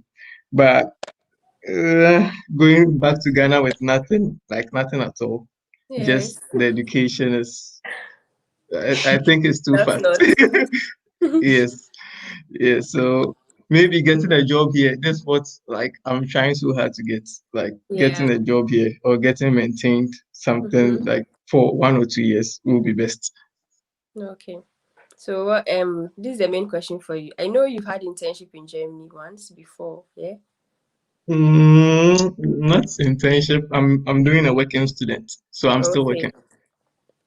Oh, okay. But like how hard it is to get internship? Ah, it's crazy because even with Germany, if you want to do an internship, you have to start applying as early as 6 months before you Mm-hmm. start. As early as 6 months because it's hard to get in the first place, and also the processes sometimes can take as long as 3 months to even Oh, get wow. accepted. So the earlier you start applying, the better. And anytime you get it, you can just pause on the school, like take a Yeah. semester break or something and do it. Because this is something I wanted to do. I wanted to do an internship before I start my master thesis, but Mm-hmm. because I was fortunate to get a working student, which is also working with a company, so it's like uh, indirectly, it's also work experience. You are schooling, but then you know what we call the lager thing. You can't really Yeah. put on your CV. Yes. So, True. but this you can put on your CV because you are working with a company, you're schooling at the same time. So you don't. I feel like it's the best because now you're not limited to pausing school and just focusing on thesis or Mm-hmm. focusing on just internship, but you can combine both. Yeah. And it's difficult because imagine you are working in a research company and you're also doing research at the same time. So you are doing two research at the same time, writing reports every week, Mm-hmm. presentations like. But I feel like yes, adding that is giving me some experience because I have been applying for a job and I got one call recently and they were asking me what I'm doing in my company just because I had that company on my CV. Oh, okay. That's great. Yes, because before Like, that, then nobody's even going to call you. Like, yeah. you know, True. it's so hard. So yes, there's also an option. Like where I am right now, I'm just trying if I could get like I talked to them about like job position and they are talking about maybe apprenticeship. This is something we call graduate assistantships or something. Mm-hmm. When you're done with school, you can get like a full-time internship after school for I think 1 year, sometimes more. So I'm Yeah. trying to see if I could get something like that. I think will be best because with that you can also keep searching. I mean, it doesn't stop you from searching as well. So with that you can keep searching till you find what you really want. Then you can move. Oh, that's fine. Thank you so much. Yeah. So, Yeah. does anyone have a question? If not, I think we've said a lot. Yeah. So you can just wrap up. Yeah, I think nobody has a question. First of all, thank you guys so much for joining. And I hope this session was like educative. Thank you so much, Chrissy, for joining. Michael, Yasmin, Stephanie, Ivan, One, and anyone who joined, Vincent. Thank you guys so much. And we are looking forward for better opportunities one day. Yeah. The Yeah. opportunity, the way Uh-huh. for go create them. Oh, Ghana, forget Yes. them. it's serious. Yeah, true. But we'll see. I feel like even it's easier to set up a business in Africa than here. Of course. Yeah, Yeah. one thing about Africa too is when you are living in Africa, you don't see the opportunities around you unless you travel outside. Like Yeah. when you travel outside, you are here, you'll be like, okay, you sit down, you start thinking, that then time your brain is broad, like you now, like life enter you. So yeah, so then time where you get start thinking about, oh, when I go back to Ghana, this what I can do, this what I Mhm. can do, this what's like this the person I can pass through and then get something. Like that's how I see Africa, like when you travel outside. Oh, okay. Yeah, true. As I said, we shouldn't only concentrate on like what you study in school. Like, push your let's put our mind like outside the box. Start a business, entrepreneurship. I mean, at the end of the day, it's money we are looking for. But at the same time, you should do something you like. Otherwise, you'll be frustrated or depressed. Seriously. Actually, know. So if you calculate very well, like I go to work at a bank for my national service. Mm-hmm.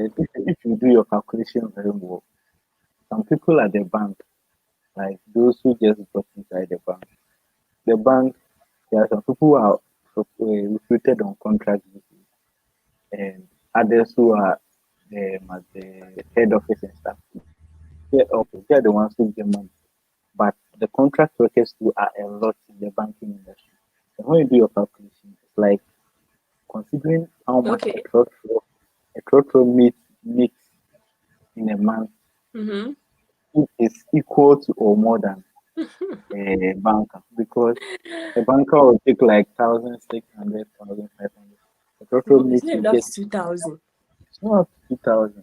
A trotro meat will get 50 Ghana cedis a day. Yeah. You understand? 50 Ghana cedis times 5, times 30, like 1,500. Yeah. You're doing almost the same, like 30 days work. Yes. But there will be a lot of, for a banker, a lot of target pressure, a lot Mm-hmm. of things that you have Yeah, bank work is to do. hard, and they are It's being hard, paid less. you know. So all these things, sometimes when you think about it, you actually try to develop yourself, try to look Yeah. outside the box, do something that you think will fetch you more money. Because right now in Accra, let me say Accra, 1,000 CD a month won't even do anything. Transportation alone will take like 5,000 CD. Yes. Good in and out. So what are you going to do? So that's it. I can Sometimes you just have to imagine try those who have been paid 500 CDs a month. Like, what the and hell? understand. So sometimes you have to try and balance. You have to be an entrepreneur. I just noticed that with our generation, like most people are trying to be entrepreneurs. Like Yeah, it's yeah. just most of us. I don't know. Maybe I don't know whether because how the system is. That most of us are being entrepreneurs. True. We We are can creating jobs for ourselves since there are no ourselves. jobs Yeah. available. So you be an entrepreneur and still do what you studied in school, and at the Mm-hmm. side sponsor But your own way, like yeah, side by yeah. Side by side, like that helps. Like business. that helps. Me, if I even have money, a lot of money, I'm going to Makola because this shop. I know a friend in UK who just went there, like it's been like almost a year, and she has already hit me up like with a lot of business ideas that Yeah. when she comes to Ghana, this is what she wants to do aside Mm-hmm. to like open something on your own. Because she going there, she gets to get something small. Yeah. Apply to be quicker. Mm-hmm. So that sometimes you just have to balance. Unless Yeah. maybe you are getting money that you feel like, oh, this money is too big. I don't need. I don't think I need. Yes. True. Um, Yeah. Thank you. Does anyone have anything to add? If not, yeah, I mm-hmm. will just come in. So I'll say, for those of us here in the diaspora, we should just be Mm-hmm. observant and we should always have plans like ahead Yeah. because we don't know what the future holds. And unless you want to stay here for the rest of your life, but if you really want to go back, I think we should plan and observe and see what we can do to help when we want to go back. Yeah. Because True. you can't just carry your things and go back without knowing what you are going to do. But when you have a plan, you know that, okay, when I go, this is what I'm going to do. Going to do. Yeah. Because with what we have in our systems back home, it's like nobody's even willing to employ you. Oh, Like Charlie. they feel like you know too much or you have too much experience or Yeah. something. You understand? Yeah. And sometimes we also say that okay, in Isika, so we don't have money. We are waiting. We are waiting to get some money. And I also feel like that one is also a scam because you plan to get 10,000 euros in the next 2 years, and 2 years comes and you are saying it's not enough. You need 20,000. Yes. You So keep staying you, longer and longer. the longer you stay, the higher your vision and the higher the money Yes. goes. So it's like you just have to be strict on or disciplined sometimes, like on yourself, like, okay, I want to do this, so let me just take the opportunity because you were saying something about someone going back home with Michael, someone going back home, and the person was starting to regret it. The person came back. Yes, I know. But there are also people who go and they're really making it, and sometimes you like. I know like, at least two people who have gone back and they're making it very big. Like, trust me, they're doing it very big back home. And I look at these people and look at what did they do right that these people didn't do right. Yeah. You understand? Because it looks like everyone is a bit different. Because people I know Yes. also in my school, people who have finished and they're still here doing the same lager jobs for over 3 years because they still don't have what they want to do. Like they don't Yeah. have the jobs. So, well, I don't know for you, but I wouldn't prefer to be doing lager jobs for the Yes. next 3 years. And it's hard. So if I have like a job which wouldn't pay, let's say, I don't know, but like maybe you want to go back to Ghana and the job is paying you 3,000. I feel like maybe like a job maybe 1,200 every month. And you convert to Ghana, so you're like, oh, it's more than getting in Ghana, so let me just stay here.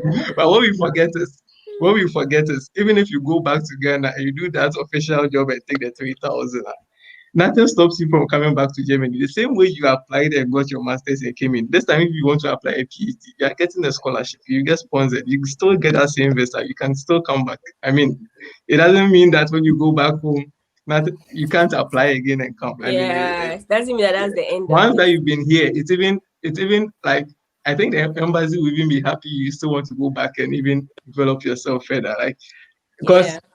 for me, one thing I fear very much, one thing I fear is to do a PhD and still not have any work experience. Because after the PhD, I have to go back to entry level jobs. And the recruiter or the manager of the company is maybe a bachelor degree holder with 20 years experience. And I have a PhD with not even 1 year job experience. And this is something I fear so much because it's like the entry level job. Today I got a rejection. So yes, let me use myself as an example. I applied for this job, Mackenzie and Co. Something in building concrete products and stuff. They're trying to develop some concrete products, right? And it's an entry level job. And I feel like I did mineralogy. I've done mineral building materials, cement, concrete Yeah. stuff. So I applied for this job, and they even go back to me to fill some form. I go back to them, and today I got a rejection. Do you know what the rejection said? That's what pissed me off because in the letter they stated they are unfortunate to carry on with my application and stuff. And the reason was that they want me to have another 12 to 18 months of experience. But Wow. this position is stating entry level. And they even put there that they will train you for the next 18 months or something and maybe later retain you and stuff. Yeah. And they still want you to have some, like, I don't know how many years of experience, but this is an entry level job position. So it's really crazy, especially when you don't have the language and you're not even from here. It makes it even tougher. Yeah, it's true. That's why I always advocate maybe everyone should kind of find some internship at least because this is something that helps people get a job, Yeah. especially here in Germany. Without the internship, it's hard. Like you, unless you continue to do a PhD and you just keep climbing the academia ladder, because then that would be the way to go. Yeah, because finding a job is something Yeah. else. Yeah, so let's be observant. Let's take our chances and let's make the best out of it. That Yeah. Thank you yeah. so much. Thank you so much. Yeah. We are good, right? I think we should wrap up. Yeah. Yeah. Thank you. Thank you guys so much for joining. Thank you so much. And all the best to everybody. All the best. Bye bye. Good night. Wow. It's 1 a.m. here. I think it's 12 a.m. in Ghana. Wow. Love it. Yeah. Love it. All Yeah. right. Okay. Right. Bye.